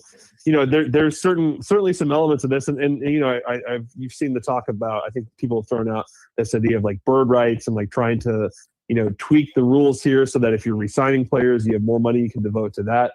Like I think you are seeing a lot of things right now where people either aren't taking the House settlement terms seriously or are already wanting to open this back up and make adjustments to it. And I mean, it kind of makes sense. I mean. Realistically, $20 million for an athletic department was just not enough money when you're competing at the highest level. There's obviously still a ton of schools that are trying to figure out how to even get to $20 million. And certainly in a Group of 5 program, if you've got a $5 million football roster, you're doing great. Like, so there's different levels to this stuff, obviously. But it's a good question, Smokey. I think all of this is the messy phase of people either trying to get on board with this stuff or trying to break it. Yeah, and as far as the getting on board of trying to just be on the ship as it leaves the harbor potentially, as everybody looks towards what this separation in the future could look like, the haves and the have-nots and all of that. And Max, those bird rights, I mean, they're an interesting idea. They also would greatly benefit the Big Ten and the SEC, who already have most of the money, because then they could have their cake and eat it too. So I can see why they would be for it. But I did want to ask you before we let you go about Nebraska's spring game is tomorrow, correct? I was wondering what your, I guess, kind of takeaways maybe from just following along have been of Anthony Calandria and just the turning of a page for a new Huskers team in 2026 and just kind of what the vibes are coming out of Lincoln. Yeah, it's spent a little bit of time around them during spring ball. Obviously, not a lot of hype on them right now nationally, especially with the run that basketball just had. But it's an interesting team. You don't really hear anybody kind of talking about like, oh man, it's going to be a tough year because Dylan left. Like I think they feel like Anthony Calandria has some juice and really has. He's an experienced 3-year starter. He's a real playmaker. I think he Dana Holgerson's really excited about building an offense around him and his legs and his ability to move. I think they've got some good skill players. We'll see about running back. They got to have Emmett Johnson's a tough guy to replace. They got to find someone to step up there or probably more of a committee.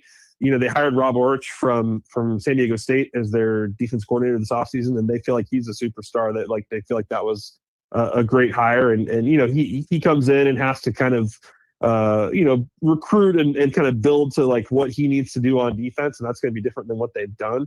But I think they did a pretty decent job of hitting the needs in the portal. I think they're a scrappy team. Like, they have to play Ohio State and Oregon and Indiana this year. Like the schedule's much, much tougher. And it's, if you look at that schedule, it looks like more of a 6-6 type of schedule, but I think they're going to be a pretty scrappy team. In Bill Connolly's returning production piece that he had this week, I think they had Nebraska 3rd overall. So I think I don't think they're a playoff team, but I think if they can put it all together, they could be pretty fun to watch. I'm not sure if you saw this or not, and you'll get a kick out of this. I thought it was funny but sick. They showed Matt Rule on the screen during the broadcast, and Iowa went on a 15-6 run to close out the game and win. They were showing Sark a lot at the end of that Texas Purdue broadcast too, and then that went sideways too. That's a tough curse for the head coaches last night. Yeah, and I apologize, Max. I forgot we were talking about a basketball school, not a football school. We started all these football questions, and it's a basketball. It's a basketball and volleyball school and an elite level, and football. Football's got to catch up. Now, is that been pretty cool though, just to see what Fred Hoiberg's done there, and especially this ride this year. Just that. Seems like it had to be a lot of fun, and especially knowing that, hey, there's still room to grow it even further. Yeah, I think Fred Hoiberg is a cool story. That's one of those where it's like a testament to patience, which you don't really have as much in college athletics anymore. But obviously, Nebraska's known he's a pretty elite head coach, and they've trusted him to kind of figure things out through all the changes in college basketball. And man, they put together a team that won 20 in a row to start the season. Really fun to watch. Got to replace a lot of veterans, but man, what a great tournament run by them and doing things that literally have never been done at the school. And those Vanderbilt and Iowa games were man, they were nail biters. They were incredible. So yeah, impressive stuff by Hoiberg. And but as always, you got to turn around and go rebuild your team. Yeah, I tell you what, when you have a fan or a fan of a team and they're not very good, there's not a lot of anxiety, and you kind of get used to like games not being that big. But this basketball run has made me feel like, oh, this is what it's like to have something that matters. So I hope that can, rather than just winning 6 games to get the bowl eligible, it was kind of fun to watch. Not sure about you. It was, and I think once they won that first game, that first round game, then it kind of felt like you can exhale. It kind of felt like house money the rest of the way of like, man, if they could win a couple more, that'd be insane. But just getting one and kind of getting that monkey off the back, pretty meaningful to people here, especially like the diehard Nebraska basketball fans who just have not had a lot of success to point to, but still show up every year. And obviously the way they showed up in Oklahoma City was pretty incredible. Thank you, bud. Thank you, Max Olson, with us, ESPN, on that arbitration hearing between 18 Nebraska athletes and also the College Sports Commission that could open up even more of whatever. Because if the arbitration goes in Nebraska's favor, because Nebraska's actually in this arbitration, as are the players. If they lose this, then what do? Is the dam broken? Well, I think that you have to. I mean, it's not going to undo the House settlement because you have to go back to the drawing board. It's going to undo the CSC, which means that they're going to have to go back to court and tell them like, hey, this CSC doesn't work. We need more time to get this so that they can maybe ward off another countersuit. So that I guess it would, but it's going to. I mean, the CSC. Having the people who made the NCAA then make a new version of it probably wasn't the best idea. If you can't cook, you shouldn't open another restaurant. Like I don't know why like that. It's surprising that this doesn't work. And again, I'm just going to come back to this point of none of these people are doing this in earnest. They're not doing it with the hope that they fix it. They're doing it with the hope that they can game the system for either side. And so what the leaders of college football are doing is they've been given these parameters that they have to fit in. They tried to find the most narrow way to do this that could maybe push them back to the old way. And because they did it that way, it's blown up in their face. And they are not out ahead of the details enough. They don't, I guess it would be game theory or whatever, what happens in all these scenarios. They just think that they've kind of got it covered. And then immediately, as soon as they try to enact something else happens that's not accounted for in these rules. And the other part is they haven't really told anybody what the rules are.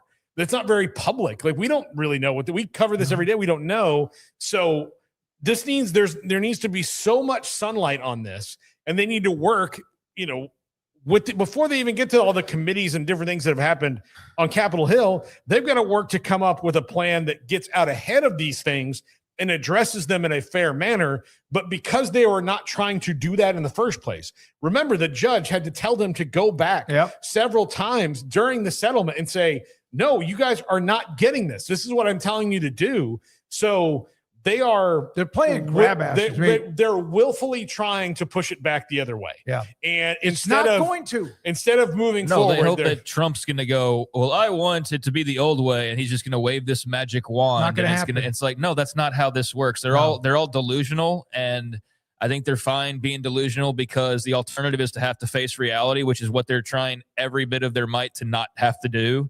Because reality is not fun and it's not as lucrative as the reality they've been living for the last 4 or 5 decades. So yeah, the powers don't like all of this change more than any fan might not like all of this change, I think, because while it affects the game and some of your enjoyment of it, it affects their bottom line.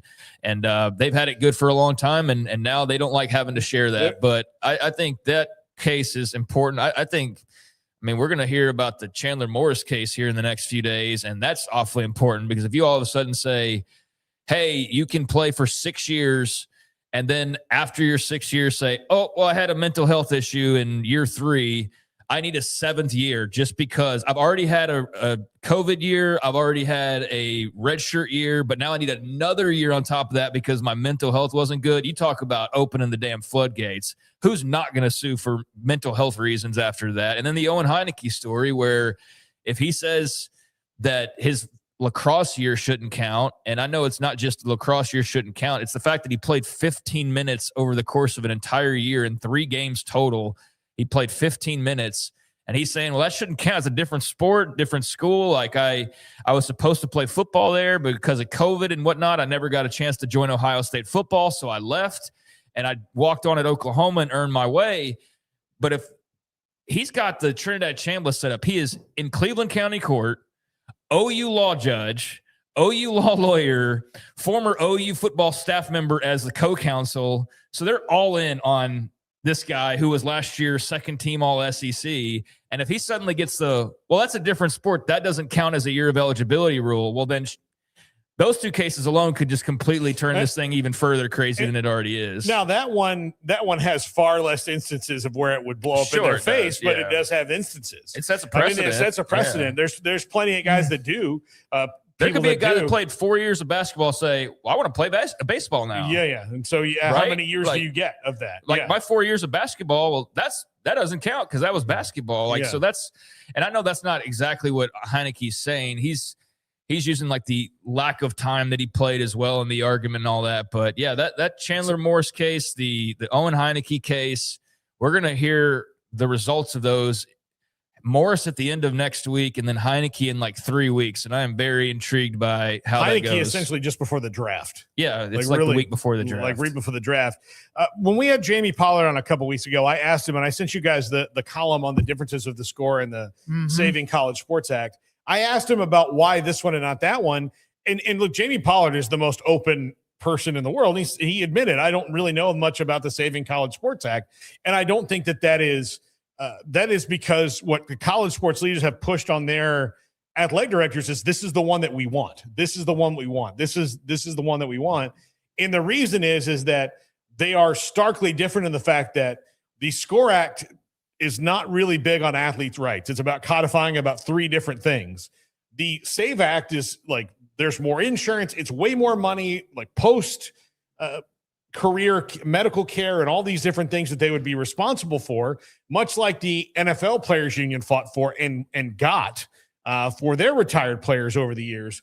And I think those little details are the reason that they don't even want to get into the Saving College Sports Act, because even the NFL, who has money on top of money and could easily afford to do it, didn't want to pay for guys who got hurt in their league. They don't want to pay their officials. They don't want to pay their officials. They're trying to find every which way but loose to save money.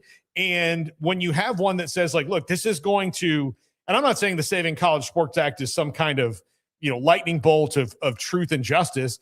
It's just way more comprehensive than the SCORE Act when it comes to both sides and what they're allowed to do. I felt like Pollard's answer was a bit damning, honestly. That was a big letdown. It's like, dude, you really don't know about the alternative that might be better than what you're pushing. You're just blindly going the direction you're being pushed. Like that was actually an answer that was a bit concerning to me, because what if the other idea is better, but you're just going with what you're being fed and led to go and fight for? So to not have like really any knowledge of how it was different or its details, I think like not particularly damning of Jamie Pollard, but I think that just made my eyes go, or my eyebrows raise and go, oh my God, they have no idea what they're even doing with half this stuff. What I would say is, and he mentioned it in his remarks after it and his remarks to us, that they're going to need both parties to pass this thing.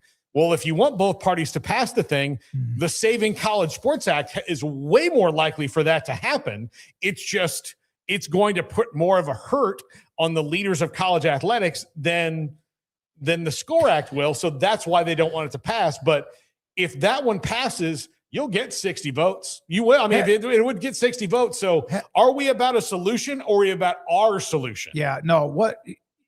My question is, from the time that they started to not want to give up any of this money, which again, that they could for the longest time. They probably had to have been warned by somebody. How much would it have cost them? We had them on the show, remember? They were warned by the public for years. How much money have they lost in the end that is probably more than what they would have given up in the first place? Probably not more. Like, that's the thing. I think that, well, you know what? Yes, it's probably more, because if they had done this in, I think 92. Okay, that was the year I was going to say, because that's the Fab Five. That's Chris Webber doing a very public, and he got painted as some kind of greedy guy, and he's like, I'm number 2 on Michigan. That jersey is mine. I get nothing from that. That they're not just doing like, what number do I want to be? 2, like maybe, but Chris Webber was number 2. He was the best player on that team. That's why people were buying a number 2 Michigan jersey. And so it's fair and very long shorts. Very long shorts. It was very fair for him to ask that question. So if they had just said then, like, okay, let's make a rule where, let's follow kind of the professional model of how much does, let's see, 1992, how much does Barry Bonds get for a jersey sale? How much his percentage? Let's lower that a little bit because they're college athletes. And there's not going to be as many of them who will sell jerseys. I mean, even right now, where you can buy the jersey of every 105 scholarship player if you wanted to. There's going to be about 7 guys who sell jerseys and make real money off it, and the rest of them, they might be like, oh, I got a check for $8. Somebody bought a Paul Catalina jersey. Awesome. But so if you do that, that solves it. Oh, hey, we're going to have video games now. All right, well, we're going to create a pot, and then everybody's going to get the same amount, and that's going to happen. And you know what? Like, the cost of living is high. The scholarships aren't fully funded. Let's fully fund scholarships and give kids a stipend of, like, 1992 money would have been like $28,000 a year. First year teacher salary, basically. Let's do that. By now, they'd probably be paying kids maybe $100,000 a year because of the value have gone up in the TV sharing, but they would have this negotiation point and NIL all of that. It wouldn't be like a conflict. It would be in more ways working together. It would have gone on, but this is what happens in the world when we only go one direction. When the other direction gets enough steam, you get knocked on your ass because now you've been too greedy, you've been too obtuse, you've been too blind to the fact that everything has an expiration date. And the NCAA's was probably about 20 years before it actually happened, and they managed to scam their way through it, and now they're paying their comeuppance. Yeah, I mean, we can redo all of the conversation from 25, 35, 45 years ago, but it's like me saying, well, if I had invested in Tesla stock 10 years ago, I'd be a rich man right now, but I didn't. So I didn't, and so they didn't, and so they find themselves here, and here we are, and they're just refusing to budge off of their little pedestal that they've been on, even though the legs are getting shortened, they're getting cut out from underneath them, they're losing the height of the chair their throne they've been sitting on, and they're being brought down to ground level with the athletes, and it's a rude awakening, and it's been tough, and they played the victim, and in some cases I do think that it goes both ways. But yeah, this is all just the chickens coming home to roost from 40, 50, 60 years of having it your way. And that's the reality of it. So it doesn't really matter what they could have done, even though it's interesting to look back on what would have changed everything and what would have kept them from being in this position. But yeah, the hindsight's 2020. And even then, though, hindsight wasn't 0-0 back then. People were telling, like, at some point you were going to, like, some point the government's going to take notice and finally care and say, you know what, I don't think this is all on the up and up. Or a student's going to say, you know what, I talked to a lawyer friend of the family and he told me that we should be getting paid for these jerseys that are selling. Like, that was inevitable that was going to happen. And they talked about greed earlier. They were driven by greed and still to some extent are. And that's why we're in the mess that we're in right now. But yeah, there's some interesting cases that are coming up, and they could have prevented this 35 years ago, but greed was driving the boat. And so here we are. But I think too, on the NFL referees thing, I want to make clear, they're not refusing to pay the referees. They still want to pay them more than they're already paying. And Mr. Corporation would have you say, for the NFL side of things, well, look, they already get travel and they get like $200,000, and that's a full-time job. And I'm totally with you.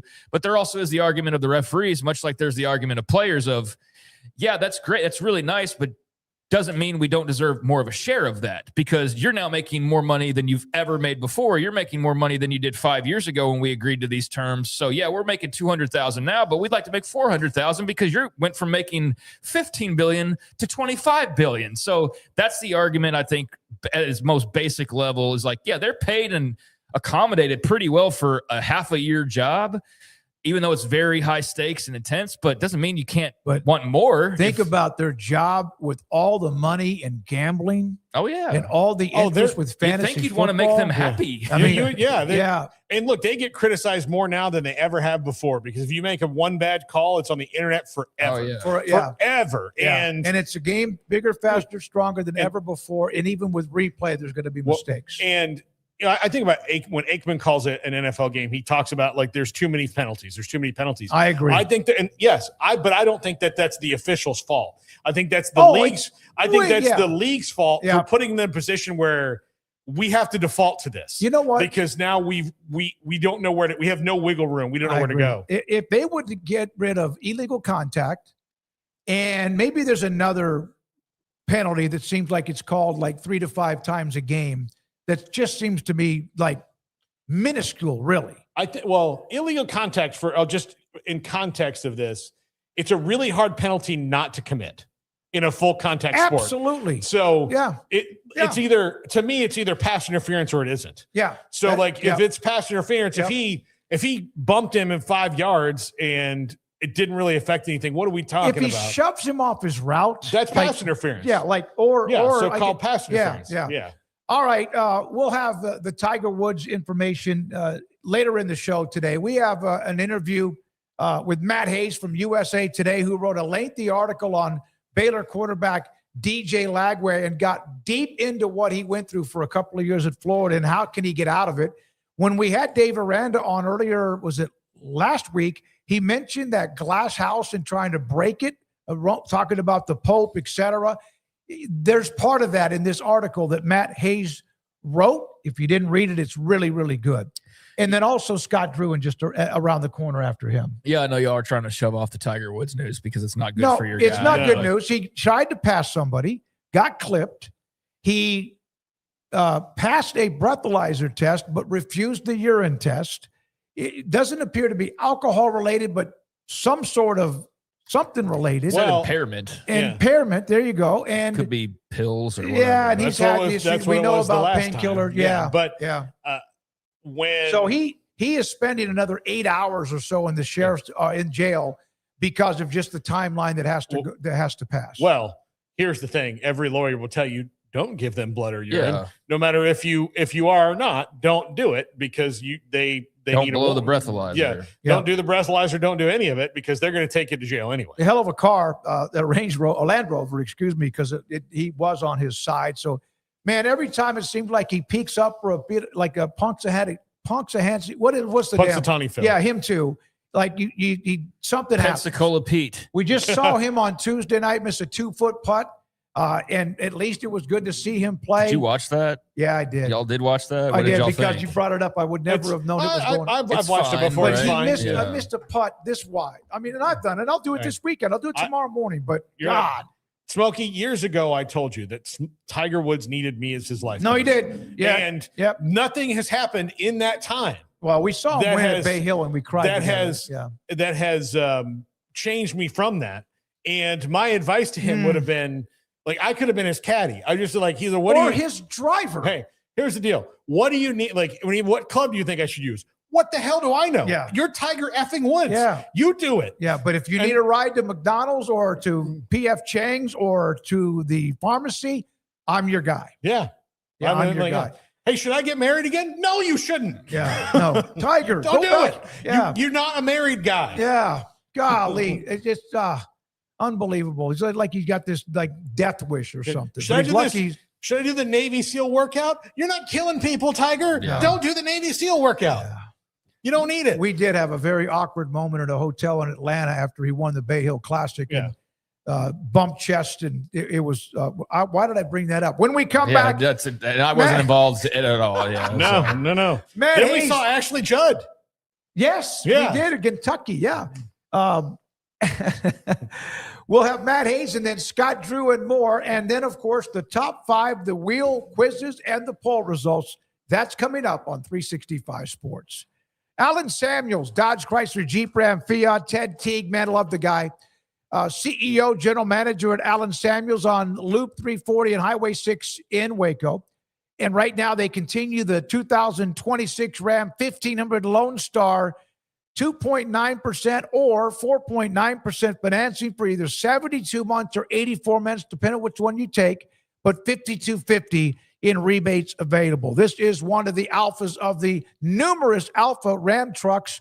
Allen Samuels has a great lot of Ram trucks, Jeep, and SUVs. Also, if you want 2 or 4 doors, sedans, and then, of course, pre-owned cars up and down the lot that are very good, from beautiful SUVs or trucks and or sedans available to you.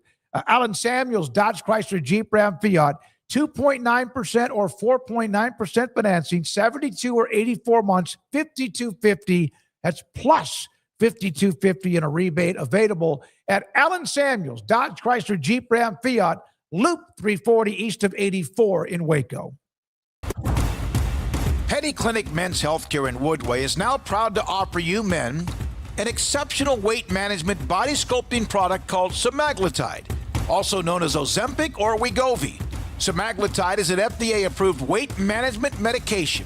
Once-a-week injections of this powerful medication offers an average body fat weight loss of 20% within the first year of treatment. In addition to body sculpting, semaglutide also normalizes blood sugars and has the clinical research proof of reducing blood pressure, cholesterol, stroke, and heart attack risk. If you're like most men and you have stubborn fat that will just not respond to typical diets and exercise, then help is finally here. Semaglutide. Affordable, highly effective. Google search Petty Clinic Waco and reach out to the Petty Clinic team today for a free consultation with Dr. Petty to see if semaglutide is right for you. Go to pettycliniclowt.com.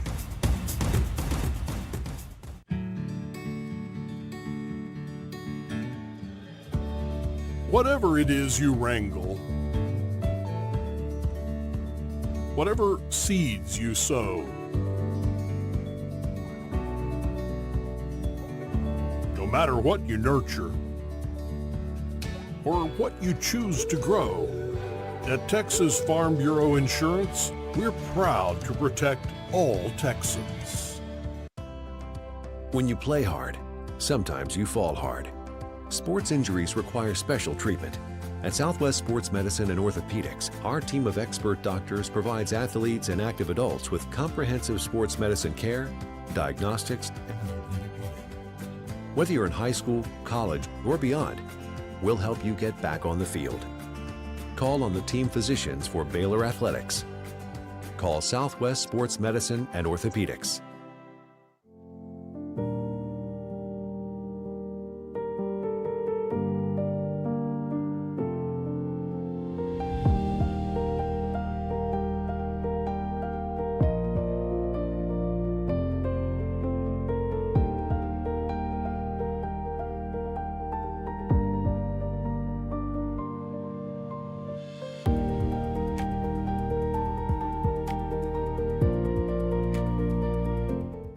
I pitched in the major leagues for 24 years, and let me tell you, I can feel it in my joints. Shoulders, elbows, and knees. Trust me, pain doesn't retire when you do. I tried everything to get rid of the pain. Nothing worked until QC Kinetics. Baseball legend Roger Clemens and other patients are getting lasting relief with QC Kinetics regenerative treatments. No surgery. I trust QC Kinetics. You should too. Let's commit to getting rid of all the pain. Schedule your free consultation today. QC Kinetics. Better starts here.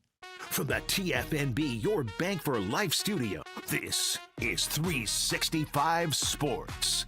Presented by IdealMRI.com. Premium quality MRIs, convenient, affordable. That's ideal. And by Texas Farm Bureau Insurance. We are Texas Farm Bureau Insurance, your insurance provider built by Texans for Texans. And we've been protecting families in our great state since 1952. TFNB, your bank for life, serving Central Texans since 1889. Now it's time for 365 Sports. USA Today did a fantastic job of painting the picture of DJ Lagway at Baylor. They've started spring football. Matt, I interviewed DJ, as I mentioned to you in a text like 3 weeks ago. Loved everything about him. Obviously, it still has to be done on the field, but I was, and this is a great writer, and I'm not just saying that to say it, but to get him to open up about so many things where in some ways just like happy and maybe surprised how transparent he was? Honestly, David, I think it's all his process of coming to grips with what happened in the last 2 years, and understanding that everybody has a story, like Dave Aranda said, but that doesn't mean your story is complete. Everybody can rewrite your story. And I think he's trying to rewrite his story. And he was very, very honest about what happened there and how he was part of the problem, and, you know, how it can't be that way now with Baylor. And I think they're all like that. They're all on the same page. Dave Aranda was, as you know, Dave is a deep thinker. Dave's one of the true rare guys in the sport. That is not a shallow pool X's and O guy. He's a deep thinker.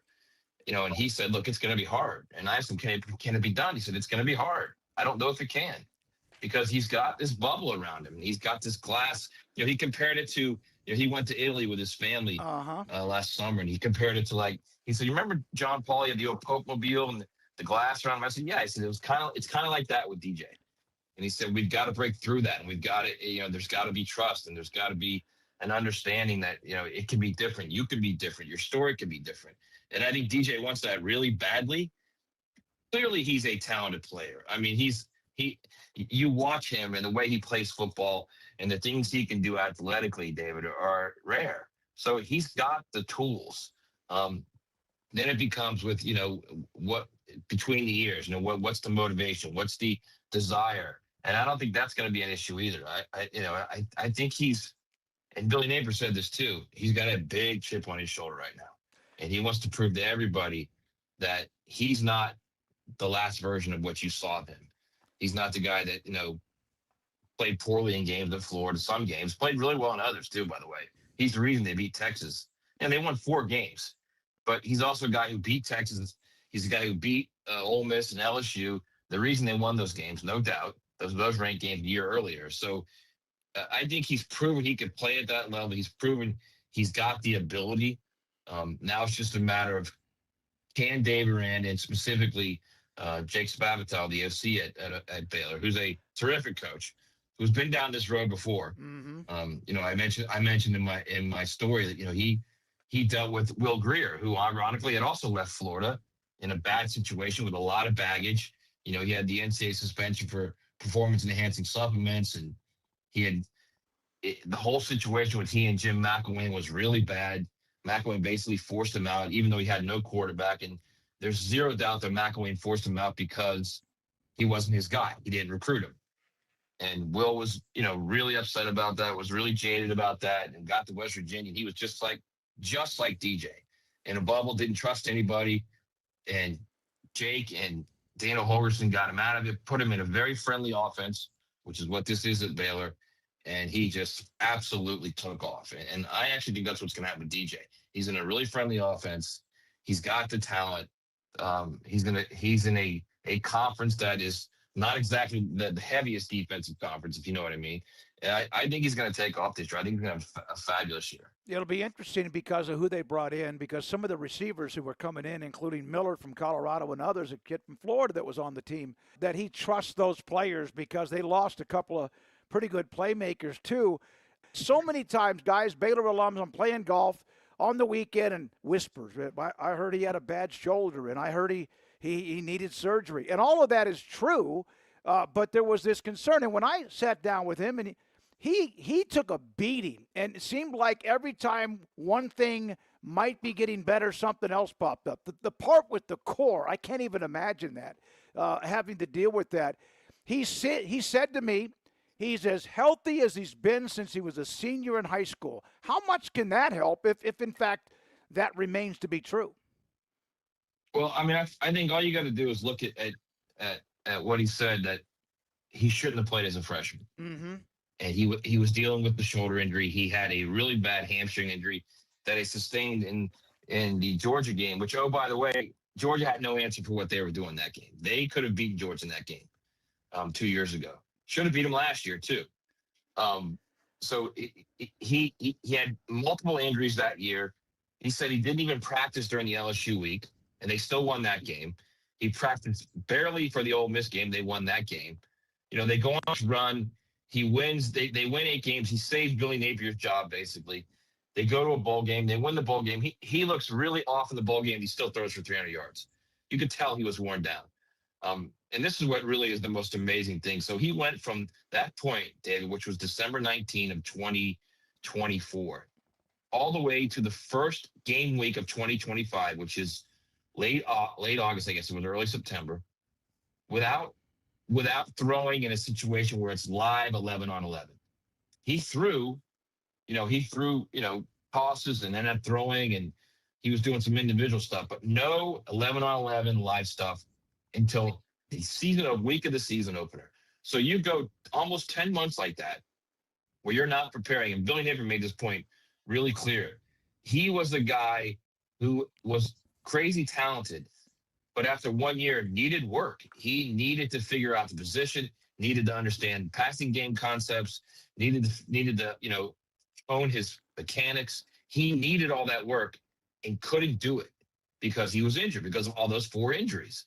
So you're talking about a guy who was, after that 8-win run, he was then seen as the guy who's going to win 2 Heismans. Look at this guy. He's unbelievable. Look at what he can do. He saved Billy Napier's job. Florida's going to be remember when people were saying Florida was going to be in the college football playoff? So you've got all of these things on his shoulders now, and now he knows he can't work. He can't work out. He can't throw. Imagine what he was thinking for 10 months. And so anyone who thinks they don't know how he could have been the guy that, hid away in Gainesville because he was depressed, well, how could he not be? He knew what was coming. I mean, I think the best quote in that story was Billy Napier saying, you could see it on his face. He knew he was in trouble. Like, he knew you can't go 10 months without working and then go into that schedule, which was the toughest schedule in college football, and expect to be successful. That's why it failed. He was almost set up to fail. And it's not because anyone specifically set him up to fail, just with the injuries and what he had done in the prior season that only just elevated all those expectations. Do you feel like that is something, when you talk about breaking the glass, that is the confidence level? He's in a new environment. I'm going to get into the fact what you mentioned about walking across campus and nobody really knows him, at least at the beginning. That kind of a PTSD until he gets it done. And Auburn, my God, in the first game of the year, you've got Auburn and you got SMU. So if he's locked in, that's great because they'll need him to be. Yeah, I think it's a lot of stuff, David. I think it's a combination of a lot of things. Look, he was big man on campus there. There's no doubt about it. He's driving around a Lamborghini SUV. Yeah. Okay. And a Mercedes. So it's like he gets it. He understands what people think. But I also think it's, people handle those things differently. Tim Tebow could do it. Joakim Noah could do it. But if you're not built that way to take that kind of constant, hey, whenever I go out, people are running up to me for my autograph. People are trying to take pictures with me. He had to move a couple times because there's just too much. There's just too much going on. And I don't blame him for that. I know there's a lot of Florida fans that say, when you're making that kind of money, you should expect that. Sure. But that's another story for this whole thing, David. That's another story that I didn't really get into that really needs to be get into at some point for this entire last 5 years of paradigm change in the sport is we're giving these kids foundational money, sometimes generational money, okay, at 19 years old, 20 years old. And the mental aspect of that, the mental health aspect of that, when all of a sudden they've got that money and now it's you got to play and you got to be elite right now. That's a lot to deal with. Now, there's a lot of people I know are going to say, well, there's a line of guys that would get in that line to do what DJ Lagway did. Well, you say that, okay? You say that until you're actually in that line, until you're actually in that position, and you not only have the pressure of carrying a program and a coach's job and 30 assistants' jobs, right? And your player and your teammates, and you're on the field, 90,000 people watching you, millions of people watching you on TV every day. It's a little different when you're actually in that arena, when you're actually doing it. So I think that's a story that needs to be fleshed out at some point, just about what's happened over the last 5 years. The expectations and the money have risen exponentially, but nothing has been said about the mental health aspect about these cats. Nothing. Yeah, Matt, I'm not just talking about DJ. I'm talking about all players. Oh, no, everybody. And it's almost that fine line. And, I'm 67 in May, so I never thought players would get paid. I never said they shouldn't. But but it's that fine line. Well, now they're getting paid. They should be booed. They should be held up to, and I get that, but it's still a lot of times, no matter the money, 18 to 20-year-old guys, players, and I know there's even 23, 24. Hell, I struggle with a 4-foot par putt for $1. You know, I mean,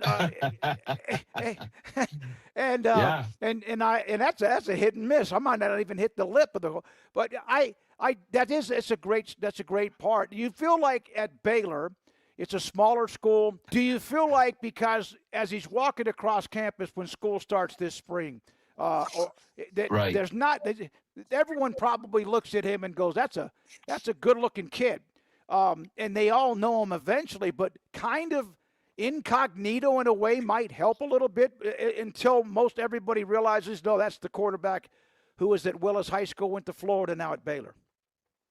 Yeah, I don't think there's any question that's going to help. And that doesn't mean that he's a guy that can't deal with pressure or big crowds. It doesn't mean that at all. It just means that it gives him a chance to level set a little bit, to recognize what college is. You know, look, David, I say this all the time about college, and I'm not even talking about sports.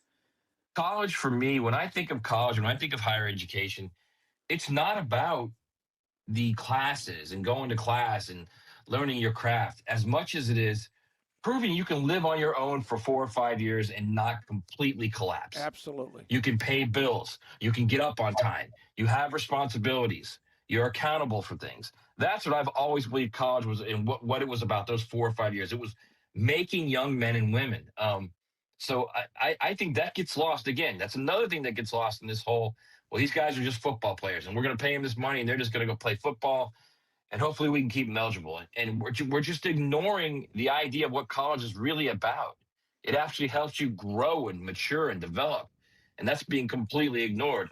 So, yes, long story short, I think it will absolutely help. And you know, there's the old Baylor bubble idea, and it is. It's a little bubble there in Waco, and it. You can say it's protective to a fault, but he was telling me, the anecdote in there that I led with was how he never went to class at Florida, and he's walking across campus at Baylor, and no one knows him.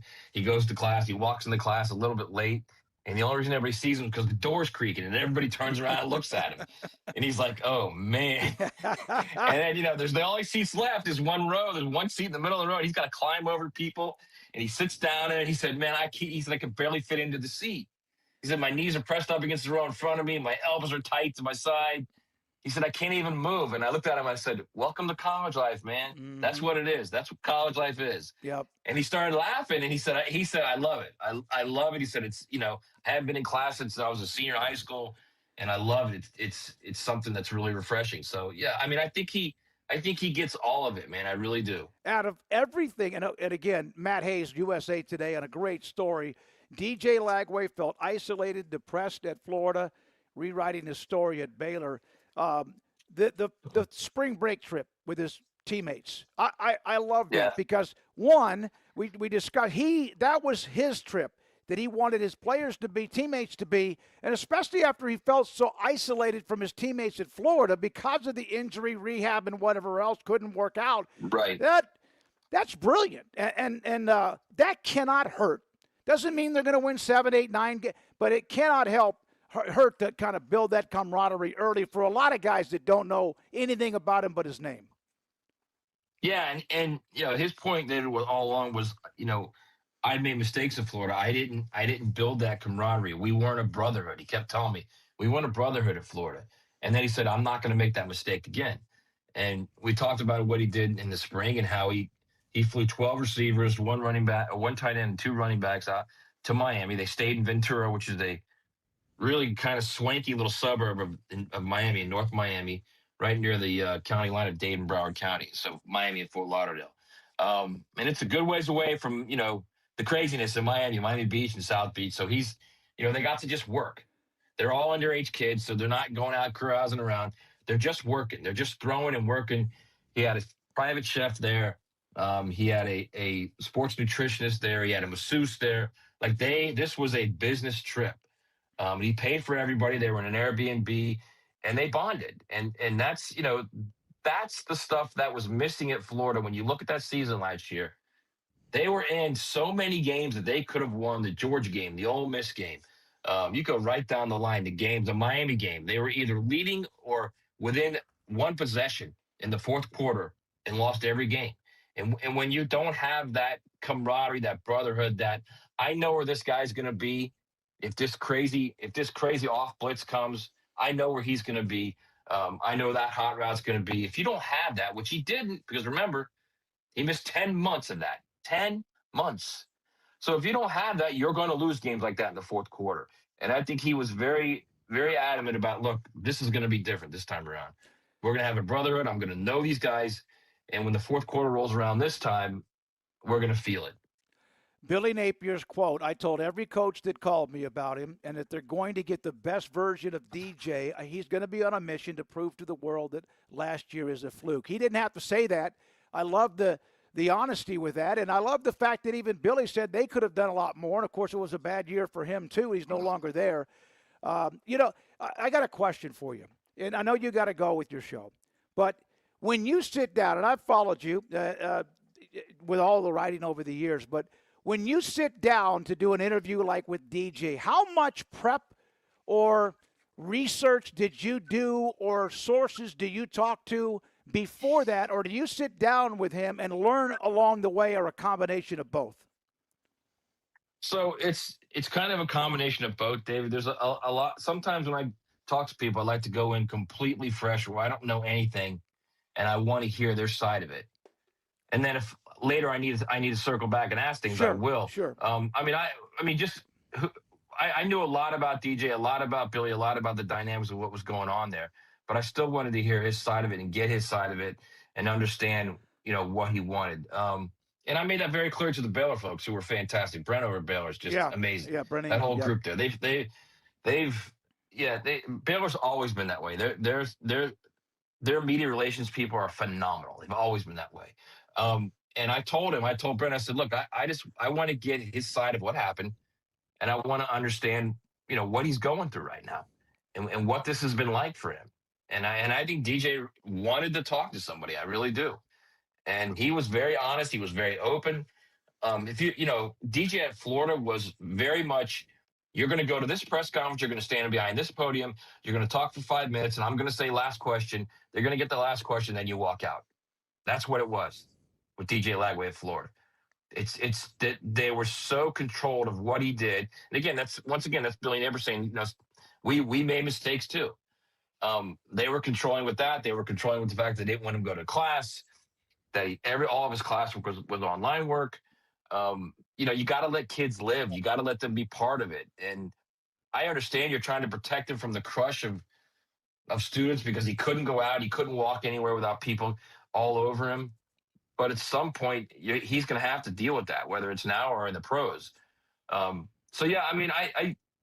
guess a long answer to your short question was it's kind of a little of both. Mm-hmm. It's kind of, I obviously do work and do research on guys, but I need to be very open about who and what they are and what they say and their side of the story. Well, it says a lot because they open up to you. He opened up a lot to me, but I got to tell you, when I read this story and Brent Ingram was standing next to me at Pro Day and he shared the link, and I was like, damn, that's some really good stuff. Matt, thank you very much. His high school coach, Trent Miller, the entire time he was trying to make decisions, kept telling me he was going to end up at Baylor, despite sometimes you wondered about the delays, and DJ's explained that to me. But I know high school coaches always believe in their former players, but I've been covering it for 45 years, and that's not always the case. And because sometimes they'll say it, but they don't always mean it because they're trying to protect the kid. He said this is going to be a great fit, getting him close to home, to Willis, and at Baylor as well. Thank you very much, Matt. Great story. Appreciate your time, and have a great weekend. Thank you, David. I appreciate it. Take care. Thank you. It's time to compete against yourself, finding too many excuses not to work out combined with bad eating habits, and Waco Regional Tennis and Fitness can help reach inside your competitive soul. Discipline, getting results you've only dreamed about, personal training, group exercise classes, and even a tanning bed, world-class tennis facility, and pickleball courts and lessons available. Waco Regional Tennis and Fitness, spacious, clean workout rooms, free weights, state-of-the-art technology, weight training equipment, and no intimidation. It's time for you to react today, not tomorrow. tomorrow at Waco Regional Tennis and Fitness on Lakeshore Drive in Waco.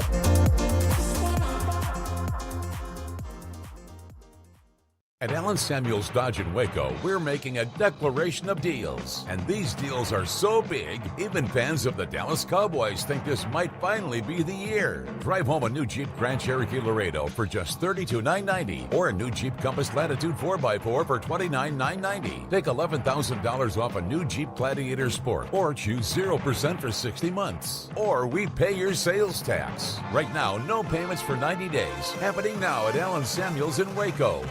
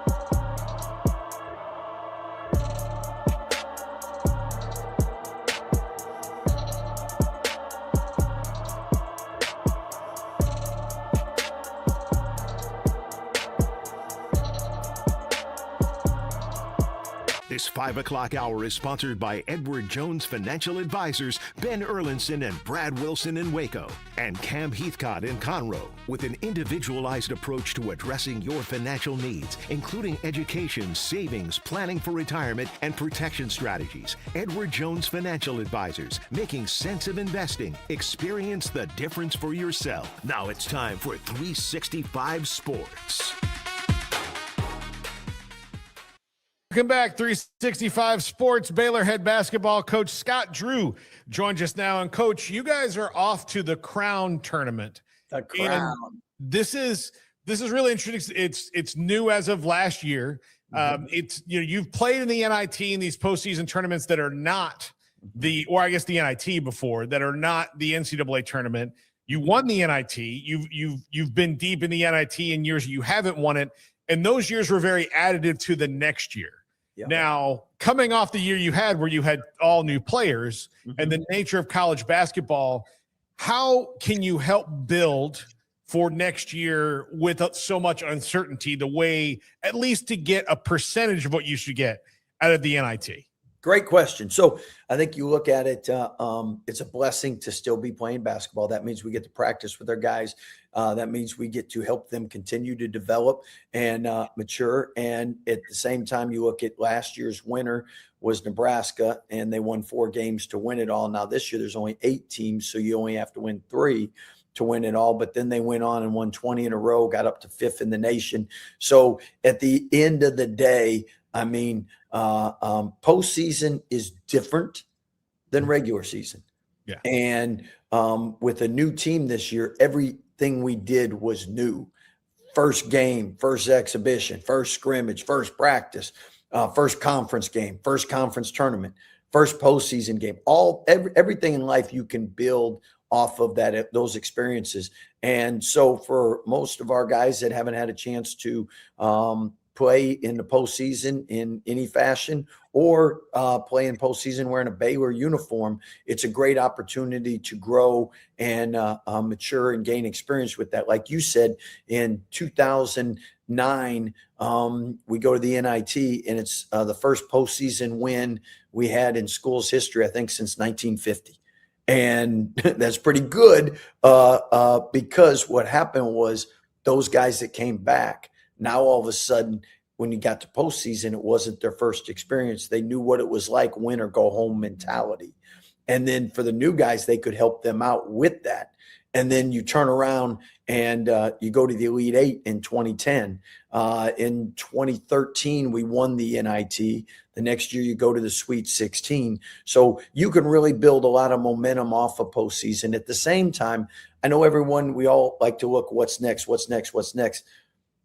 This has been a great group to coach as far as they represent Baylor University in a great manner in the community, off the court. People that come in contact with their guys, they think they're a great group. We work with them daily. We know they're a great group.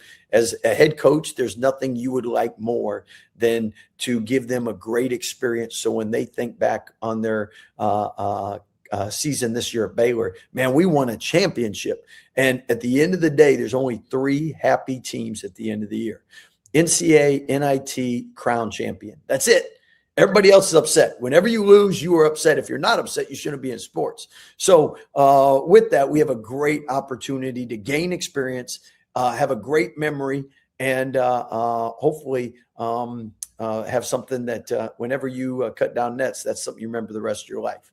Well, I would also think for team chemistry and for the guys who do want to come back, who are chasing a moment, the feel good of this is a lot better than ending the season and not doing anything. When you again, the kids have choices now that they did not have before, and financial decisions are going to be made, obviously, but if you have a happy feeling, then you're going to lean towards where you're going to be happy, right? 100%. Man, you're a good recruiter. I'm ready for you, Scott. You bring me on staff, I'll get them there. So is there a question with that? Oh yeah, so really well. So but that does. You are always a coach who has kind of been chemistry first. It's always been that, and it has to build naturally. You have to do things to water the plants. Is this a completely kind of new way to do that? Yeah. Well, I think again, there's a different feeling when you're in a win or go home mentality. Every other game you play, well, it's I'm playing tomorrow. We're practicing tomorrow. Like, this is the one time where you get to this point of the season, and there's just different pressure involved. In the NBA, it's not till game 7. Or elimination game. So the great thing for us is it'll allow our guys to experience a different type of sense of urgency and desperation, and because you want to put yourself in those positions. So hopefully next year, now they have that experience of this is how you handle it, and this is how you're successful in it. At the same time, the reason you coach is you want to help young people reach their goals and dreams. You want to help them continue to develop. And for us, it's called Preparing Champions for Life. It's academic, it's spiritual, it's character formation, and it's athletic. So, we get a chance to keep pouring into our guys for a couple more weeks. We've had a great time. We've changed up some practices, made it fun, made it competitive. At the same time, they've gotten better, but it hadn't been that monotonous grind that, man, I'm ready for season end. At least from a coaching standpoint, we don't feel that way. So I think the guys are excited. I think they'll be really excited when we land in Vegas. Nobody's excited of a couple weeks practice, no games, but we've done things to keep them motivated, and they love being with each other. They love playing and competing together. So that enables us to improve every day. When some teams, if you're just trying to, I don't want to go here, I don't want to be here, you can't get any better then. You've got a couple guys that will have draft evals, and we'll go through that process. And I could ask you point blank what you're feeling on it, but again, you probably don't even let yourself have a feeling until as they've gone through that. That's probably the healthiest way to do it, so you can proceed in all the different paths. But you did lock up Isaac Williams IV for a 2-year deal. How much of last year and kind of the stark realities of that and this have changed the way that you guys are roster building and retaining and focusing on that as you head into this offseason?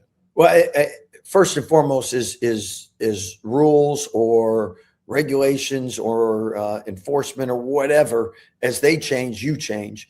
And the ability to sign people for multi-years is a great way to get stability. And it shows that you're committed, shows they're committed. You take Isaac, for instance, he's gonna graduate with a Baylor degree, and that excites us. He'll be in the program 3 years. That excites us. So, I mean, and something could happen where it's another year, meaning he gets injured, red shirts, or he goes pro a year early. But at least the reality is he's going to be here at Baylor, finish his degree, and wear that Baylor uniform. And then with that, I know we'll have several others that will be returning as far as the guys with the draft process. Once your last game's over, then you can apply for NBA feedback. You can get the UAC and what they're hearing, which basically tell you, we see you as a lottery pick or a first round pick or a second round pick and whatnot. That helps. Then you begin your workouts, and that feedback helps. And then there's a draft combine, and that helps. So obviously,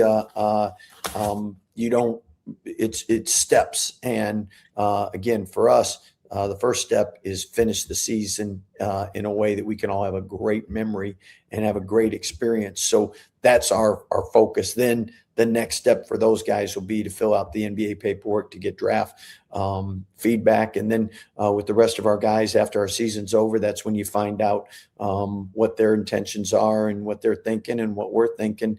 But I know we will definitely have people returning and back, and we're excited about that. That's good, because then you can spend less time introducing everybody the first day of practice.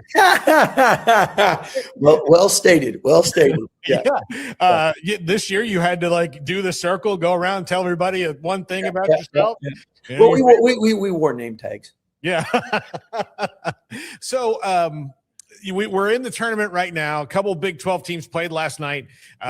Houston could not get shots to drop. And I can't think of a more well-respected coach than Kelvin Sampson. I feel like other coaches root for him. I think everybody kind of wants him to get there and get that trophy one day. But Brad Underwood was just coaching his out of his socks last night. What did you think of that game? Well, I can tell you, first, Brad's a friend, great coach, known him a long time. He was at Western Illinois. We were at Valpo. That's when our friendship began. And obviously him at SFA, him at Oklahoma State. He does a great job. And Coach Sampson, somebody that when we first got here was at Oklahoma. And I've learned a lot throughout the years. He's a friend.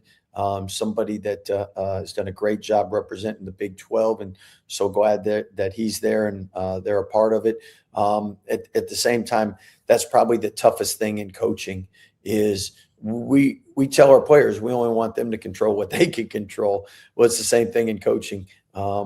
If you get the right shots and they don't drop, well, now you're relying on rebounding, and normally Houston's really good in that area, but Illinois' got a lot of size, length, and athleticism and toughness as well. And in a game where you're not going to get as many second shot opportunities, if you get a good look. I know Fran Fischelli used to joke like, this is the basket and this is the ball. Good coach, bad coach, good coach, bad coach, good coach, bad coach. And if it goes in or out, depends which one it is. And I mean, you run a terrible play and the guy banks it in and it's a great play, and you can have a wide open look and the guy smokes a layup and it's so control what you can control. Yeah. Arizona, obviously you're familiar with them, and Tommy Lloyd. I kind of felt all year they were the deepest team in the Big 12, and that they are in a situation, much like, I think about you guys when you won in 21, you didn't have to, the same guys didn't have to be on every night. If you were a little bit off, there was somebody to pick up the slack. When you've got a team like that, even with super freshmen like they have, how much confidence does it give you in this tournament where, all right, this guy might miss his first 4 shots, but the other guy's not going to? Well, you have to have depth, and in 6 elimination games, not everybody's going to be on every game, so you have to have depth. The teams you feel for are the ones that you have an injury, and you know what? If you're healthy, you had a chance to win it all, and you don't. And again, that's where, I mean, you look at us, the year that we won it all, we were really blessed to not have any major injuries. The year before that, we could have won it all. But I know Maceo got injured, and that made it where I don't know, is probably us and 2 or 3 teams, us in Kansas, maybe first and foremost. And then the year after that, you have, and that got canceled because of COVID. The year after that, you had LJ, and you had Jonathan Chamachacha go out, and we were undefeated at the time. So really there was a 3-year run, and out of that 3-year run, 2 of them injuries, 1 no injuries, and that first one, COVID never really gave you a chance. But I say that to tell you, if you don't, even if you have the right depth, like if you have a key injury, Bradley's a great example. If Bradley tweaks an ankle and goes out the next 4 games, Tommy's a great coach. They're a great team, but that's the straw that stirs the drink. And there's certain positions that you can't lose. And so my point in all that is you got to be blessed to win a championship.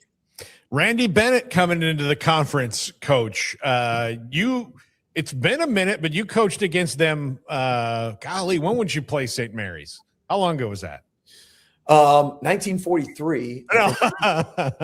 It's been a while. So we played them in the NCAA tournament, and I think 2010 in Houston. Yeah. And then I know we played them in a Vegas tournament, I believe, as well. But he does a great job. He's a great coach, well respected. He'll do a great job there. I got to know Coach Hurley and thought that a lot of respect for him, and thought he did a lot of great things as well. And that's the thing about the Big 12 is you're never going to have a night off, no matter where and who you play. Do you guys have to have, like, when you get new coaches in the league, do you like sit down and tell them, like, look, your life has just got harder? I think they know that coming in.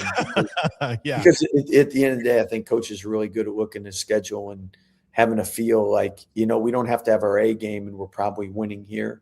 And then you can look at the schedule and say, you better be on. And in the Big 12, you better be on.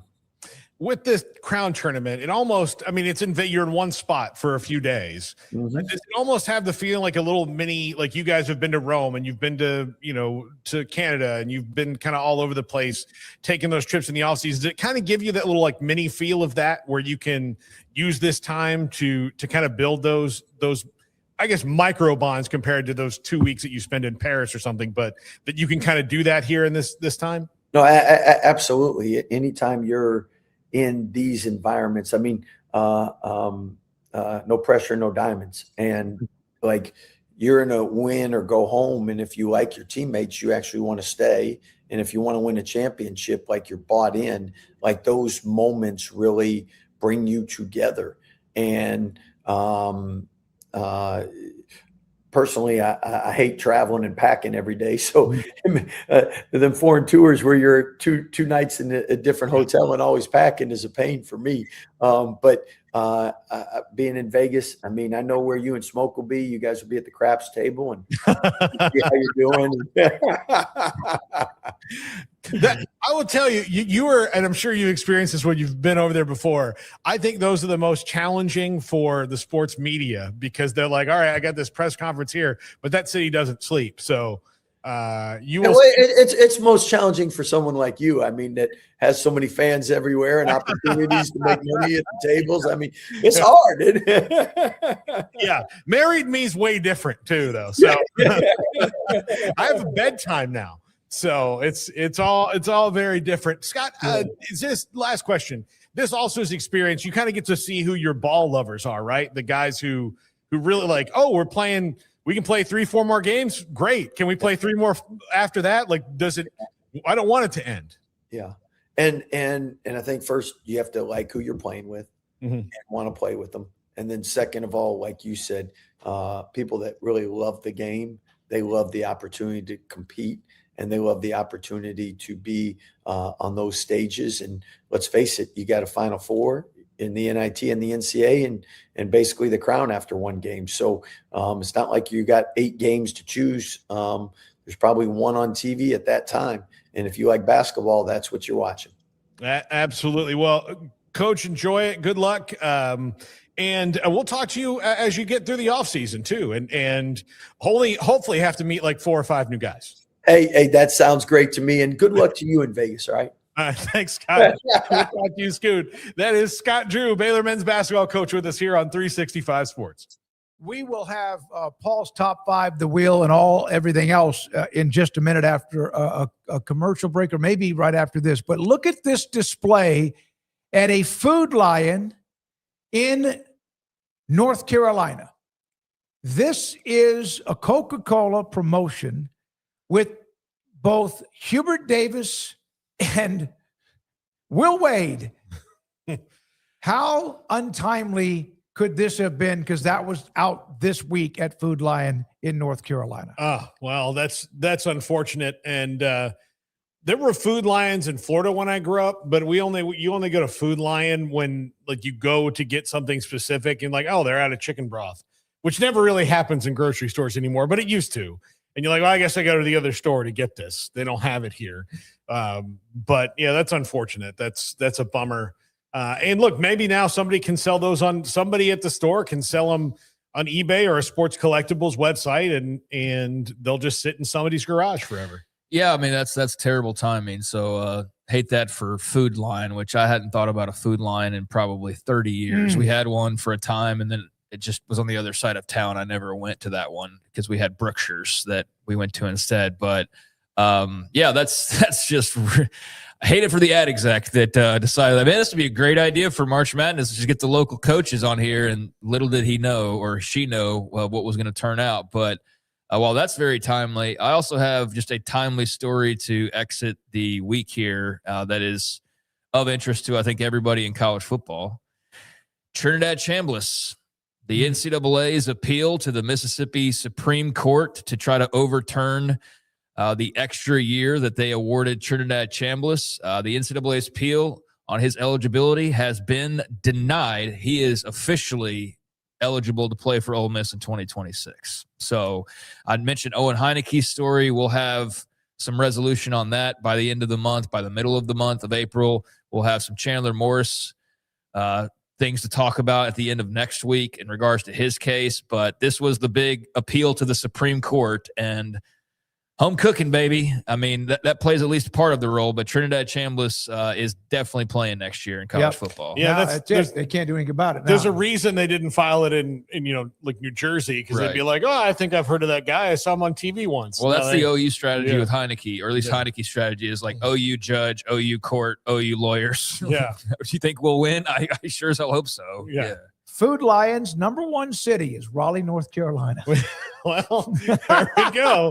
That explains it. Yeah, I grew up in there's Publix, and like there's only, I love Publix. There are the top 3 grocery chains in my opinion are Publix, Kroger, and H-E-B. Yeah, I think those are the 3 best. It's Winn-Dixie erasure. Yeah, okay. But those are the 3. And if you have, like in Nashville, they have Publix and they have Kroger, so it's like the best of both worlds. But if you have a Publix and then anything else that's not one of those other 2, or maybe like a Ralph's is pretty good, but that's also Kroger. That's the same thing. So you're not going to Food Lion or Winn-Dixie. You're just not. No, and in Tyler, Brookshire's in that East Texas area, that's a big deal. I remember when an H-E-B was opened up in like Plano, and it's a great grocery chain here throughout Texas, but also here, big time here in Waco. So there we are with Will Wade and Hubert Davis promoting Coca-Cola as they're both out the door. When we come back, Paul Catalina at his top 5. It's my go-to guy. Can you fix my smartphone? Yes. Get car batteries? Yeah. What about golf cart batteries? Of course. Battery from a T-Fob? Absolutely. My boat? Huge variety. Toy boat? Sure. Motorcycles? You bet. My apartment building? Whole building. Do you have batteries for my party lights? Yeah. Batteries Plus, the experts in charge. We're celebrating the Declaration of Deals at Allen Samuels in Waco. Right now, get $11,000 off a new Ram 1500 Lone Star, plus 2.9% for 72 months. Cash in on $11,000 off a new Ram 2500 Lone Star Crew Cab, or choose 0% for 36 months, plus no payments for 90 days. Feel secure with America's best full-size truck powertrain 10-year, 100,000-mile limited warranty at Allen Samuels.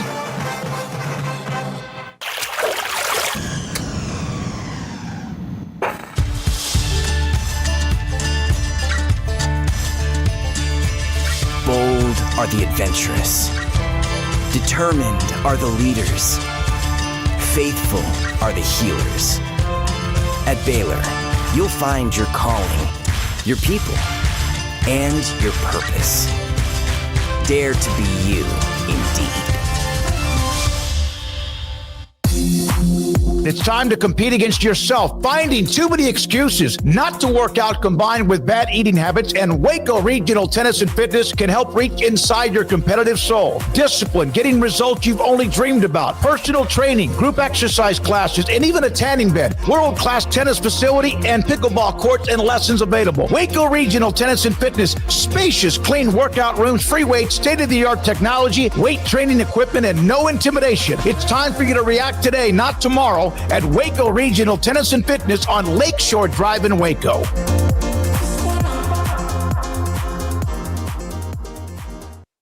Serving Central Texas since 1889, TFNB Your Bank for Life takes pride in being more than a bank.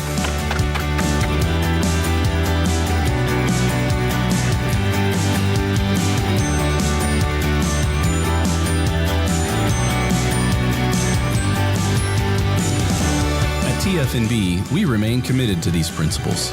If you value them too, come join us. TFNB, your bank for life.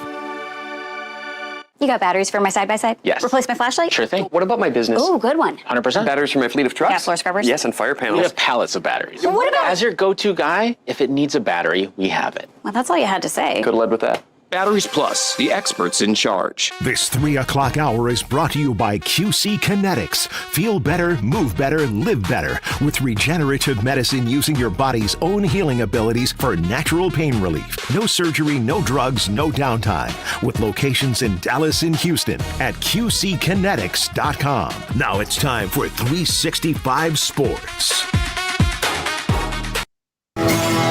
This is Paul Catalina's Top 5. Welcome into Paul Catalina's Top 5, brought to you by Flag and Anthem. Go to flagandanthem.com. Use our promo code 365sports. It's Friday. That means I do something that might be a little nonsensical. So today, a couple weeks ago, I cast the Big 12, the, video floor tragedy, the movie. Well, this week, I'd like to cast Indiana, the movie. The improbable national champions who came out of nowhere just 2 years ago and announced themselves on the scene. So here we go. Let's start with Mario Cristobal at number 5. There is a lot of people online saying that Danny Houston and Mario Cristobal look alike. So I went ahead. I'm not going to fight. I'm not going to swim against the stream here.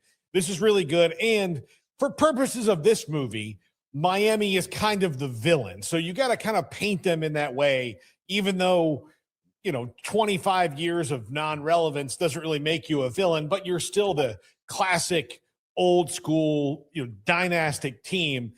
Danny Houston, one of the best at playing a villain in anything. He played Stryker in some of the X-Men movies. He was just the villain in the Naked Gun movie, which I highly recommend.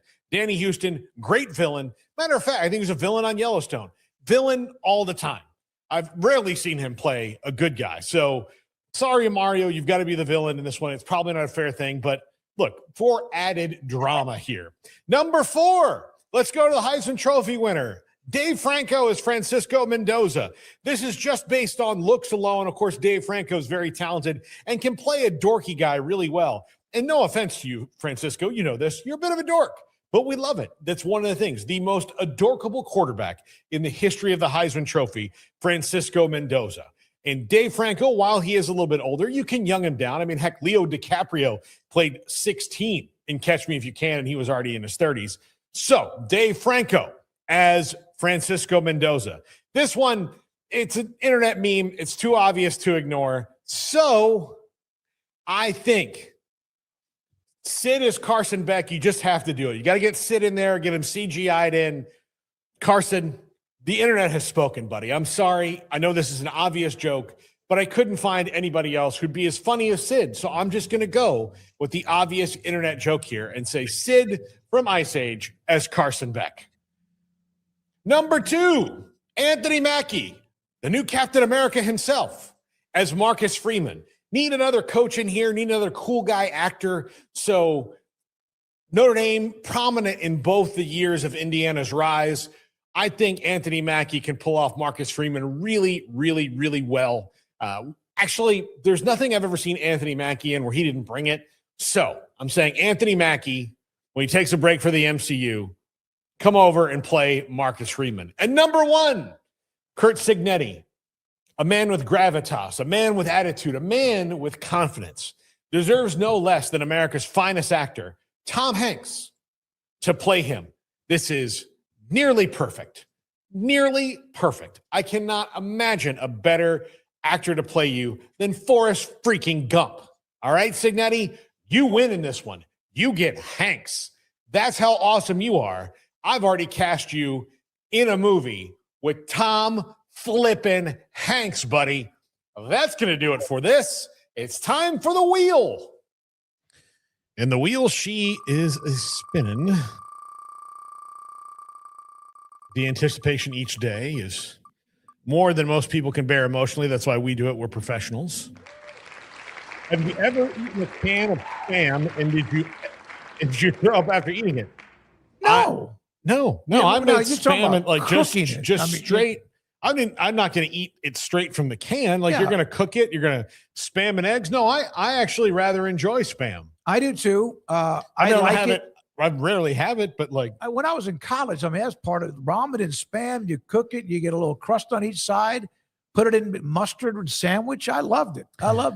No, I don't do the Spam. I'm a picky eater, but I'm not a snobby eater, if that makes sense. It's not like, oh, it's below me. It's just, no, I just like what I like, and I'm very plain Jane. And I know Spam's not like, it's pretty plain Jane, but it's not for me. It's very salty. Yeah, it's very salty, Yep. which, and look, the most recent times I've had it is when I went to Hawaii.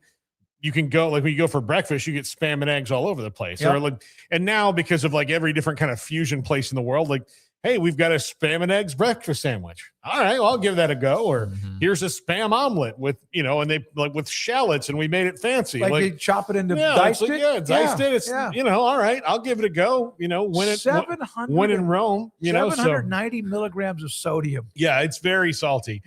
So that's why you shouldn't. Spam should be a once in a while food. It shouldn't be a staple. But yeah, I don't mind it. I know people who would look at it and go, oh, just ugh.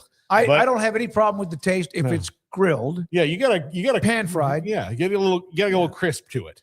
What about what are the little Vienna sausages? Those I can't do anymore. But when I those. was a kid, because they've got this weird slimy texture. Yeah. Well, Spam does too, unless you take it off. You gotta cook it. So. All right, well done. By the way, when we see that wheel, does that look like the eye test when you go see an optometrist or whatever, when they put your eye in that thing and pop? That look like. Oh, you mean like the glaucoma test? Yeah. Yeah, it looks a little bit like the glaucoma test. All right. Okay. First trivia. Okay, here we go. On this day in, oh dear God, 1939, the very first NCAA men's basketball championship game was played. Who walked away as the inaugural national champion? And I think it's Oregon. I think so too. I think I've heard this trivia question before. Y'all are so adamant about that. I didn't even think I've known that Oregon had a national title in basketball. Maybe I knew that, but sure. Y'all seem pretty confident. This is one of those memory things that sometimes at my age I'll remember 1939, but I won't remember yesterday. But let's give it a shot. Yeah, there we go. The Oregon Webfoots. That is a photographic memory answer. I'm telling you right now. Yeah. The Oregon Webfoots. Now the Ducks toppled Ohio State 46-33 in scenic Evanston, Illinois. Their 1939 squad, nicknamed the Tall Furs, was famous for its towering players. Only 8 teams made the first tournament ever. Tiny compared to today's 68. The championship at Northwestern's Patton Gymnasium drew just 5,500 fans, and organizers even had to hand out tickets, ending with a $2,600 loss. So there you go. Well, that wouldn't cut it in today's day and age. Yes. We nailed that one. We were all in the middle of it. You know why? It's because we saw it on a newsreel. Somehow or another that popped up. It's probably because it was the first year. So you like sometimes you'll see like Yale 1917 or whatever in football, but not know who the next. It was reported by like big news in college basketball is the first tournament ever today. You almost went into that when you were reading that right there. I did, almost did. I mean, like before our boys go fight the Jerrys. All right. So next one. Which legendary program was the first school in NCAA history to win the football and men's basketball national championships in the same academic year? Florida. Yeah, I mean, just a few years ago, right? Well, it was back in the 2000s. Billy Donovan and Urban Meyer. Yeah, I think it is because UCLA and national championships or Michigan State. I think it's Florida. Yeah. All right. During the unforgettable 06-07 season, wow, it's a lot longer than I remember it being. I feel like I was thinking it was in like 2015 or something. During the unforgettable 2006-07 season, the Gators pulled off something straight out of a fantasy, beating Ohio State in both the football and basketball national title games. Not exactly a banner year for Buckeyes fans. Programs like UCLA and Michigan State have won titles in each sport, but Florida remains the only school to do so or to do both in the same season. Ugh, not my fantasy. It's great to be a Florida Gator. It's great. DJ Lagway went there, and he's no longer there. And that article by Matt Hayes talks quite a bit. Napier said when he's taking calls from anybody that was interested, he gave him nothing but tremendous support because they didn't give him enough support, he admits as well. I thought that it was a really well done article, and I don't have high hopes for Baylor next year. No matter how good DJ Lagway plays, I've got a lot of question marks, but I think he's in a good place, and I think that clearly it got too toxic in Gainesville, and I think he at least admitted in that article and owned up to that it wasn't all anybody else's fault, that him kind of sheltering himself away didn't help matters. And the fact that he was never on campus other than to just play football, and now he's going to classes at Baylor, and it's like, I haven't gone to class in 3 years. I think this will all be beneficial for him. I don't know if it'll all pay off this year necessarily, but I don't think there should be any ill will on either side. It's like, man, it just didn't work out in Gainesville. You guys are happy now.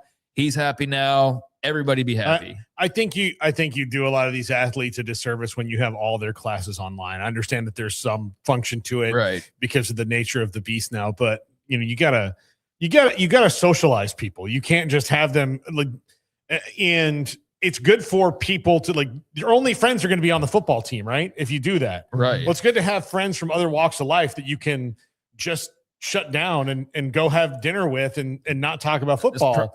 And that doesn't care that you're well, this is great hope for Gainesville, you know? I hope that was a little bit of an eye-opener for whoever schedules courses for the football players at Florida of like, hey, this actually is not the best idea because you do totally cut them off, or as DJ put it, like you isolate them if they're just taking all online courses. Yeah. I mean, I'm sure there is some benefit to taking some of them, but I do like why. I also don't know if you were a college player, why would you not want to go to campus class? I mean, at least a couple times, unless you were having somebody else do all your grades. Well, I make fun of the actual city of Gainesville plenty, but the campus is impeccable. Yeah, I'd be all over campus. It is. What are you talking about? One of the most beautiful campuses you're ever going to see. It's a great campus. I mean, I would want that for my own mental health. I would just be on that experience. Campus. That's why you're at college, just to meet people and not be stuck in your room doing courses until football practice starts. And especially when you get away from home, you want to kind of like learn where you're supposed to go, or miss a class, or go out and. You know, there's experiences of growing up you got to get to. But as he acknowledged, that was also some of his doing too. Oh, yeah, he cratered down and allowed it to become more than probably should have been as far as isolation goes. But anyways, he's coming out of his shell, and Florida's happy with their new coaching hire, and we'll see how it works out. But I think everybody can win in this scenario. I wish him the best. All right. Okay. Which underdog pulls the upset tonight? Now, these are all bangers. Not a low seed other than Tennessee, and they're pretty damn good against red-hot Iowa State. I think I'd go St. John's as well, but their defense is just so legit. But I could see the case being made for any of these four. I mean, hell, we're at the Sweet 16, so everybody's good. Bama scores. So if you come out cold and you're Michigan and you can't really kind of run your sets, and you get desperate and have to start chucking like that's scary. Bama scores a lot. I wonder what Michigan is and how they rank when it comes to allowing offensive rebounds. Like, that's one thing Alabama keeps that ball, jumping out of the gym type, getting that extra tip, getting that extra possession on the offensive side. Now, I would tell you, like, even though Alabama scores a lot, the three best players on the floor are all playing for Michigan tonight. So, I mean, so that's why they're the favorites in this game. So, and not to say that like if you get to the fourth best player on the floor, well, that's Bama, and then everything else can be debated. But when you've got the top three of Michigan is better than Alabama's top three. I look forward to going tonight and watching games that I don't have an emotional interest in because I'm still not. Get over the Nebraska thing. I mean, God almighty. Like it's. No, I honestly have not hardly thought about them at all. Except Jennifer sent me a text and asked me about something, and that's it. And he and Amanda have been in communication because he's going like it's. She asked me if I slept last night. Well, because she knows it's how when you go to like Narcotics Anonymous, they put you with another junkie. Well, that's what's going on here. Yeah. So I did sleep because I had an extra gummy. Yeah. All right. Yeah. And the last poll question. Oh, this is fun. This may or may not have been. I didn't phrase it this way. Andrew had to take it to a different level. I would have used the word villain. Yeah. But this works. I think the graphics though, well worth it. Okay. Of the Jungle Book I'm not snake so too. sure Wade's not at the top. I mean, I know he's not as popular because but I think what he did this last, month is just awful. In case people have not seen it, or if they have seen it, Coach Mulkey today was asked about Will Wade coming back, and she said, I'm just going to focus on my team. Okay, what does that mean, Paul? Put it in Mulkey terms. In Mulkey terms, that means that if there's any shine given to the men's basketball program, I'm not going to be fun to be around. And they already didn't like each other because when he left before, she was already there. So I wonder if she was asked about him when he left and she ever said anything. I think she said the same thing. I'm sure she probably said something, but you know what? LSU doesn't give a damn. No. I mean, they don't give a damn. We can bring Will Wade back or piss off Kim Mulkey. Well, sorry, Kim. Where else you going? Yeah. I mean, what are you going to do? Yeah. You can go rebuild somewhere else again or stay with like the most, I guess, popular, well-funded in some ways as far as like just don't give a damn as long as we get a return on investment support system that you could possibly have in college athletics right now where even the governor's involved in making sure that you're getting what you need. And I mean, she may not like it, but she better learn to like it because it's not going to change. Well, yeah, Kiffin with an overwhelming. I do think that there is, and look, Kiffin, and he that's didn't have to leave when he did. Yeah, no, he could have kept coaching. I mean, the other coaches that left kept coaching. John Summerall kept coaching. Yeah. He didn't have to leave when he did. We know Wade, this was going on. Mm-hmm. We know Kiffin, it was going on. And we knew Kim, even though she tried to maybe change the narrative, kind of put this thing out. So eventually she forced herself out of Baylor to go to LSU with the radio show appearance a week or two before. With Kim, I think it probably started a little bit later in the process. Because make no mistake, and I know we have to go, but make no mistake, Kim Mulkey is not at Baylor anymore because she desperately wanted to be at LSU. She would have been happy enough to stay here forever because she was the queen bee.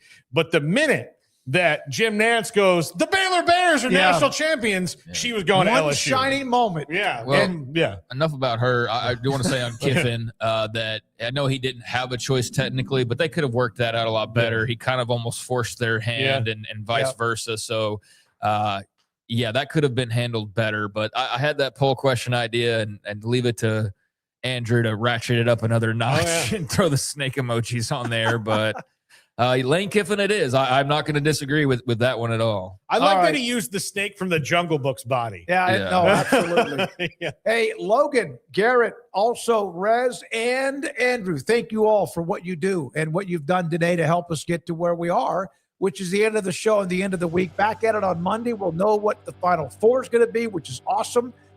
We will know tomorrow at least who's going to represent the Big 12, going to get anybody else. Arizona and Iowa State maybe tonight. And the Big 10 is going to say, we'll just take all of you to the dance in Indianapolis at, what is it? What's the name of the stadium? It's Lucas Oil Stadium. Yeah.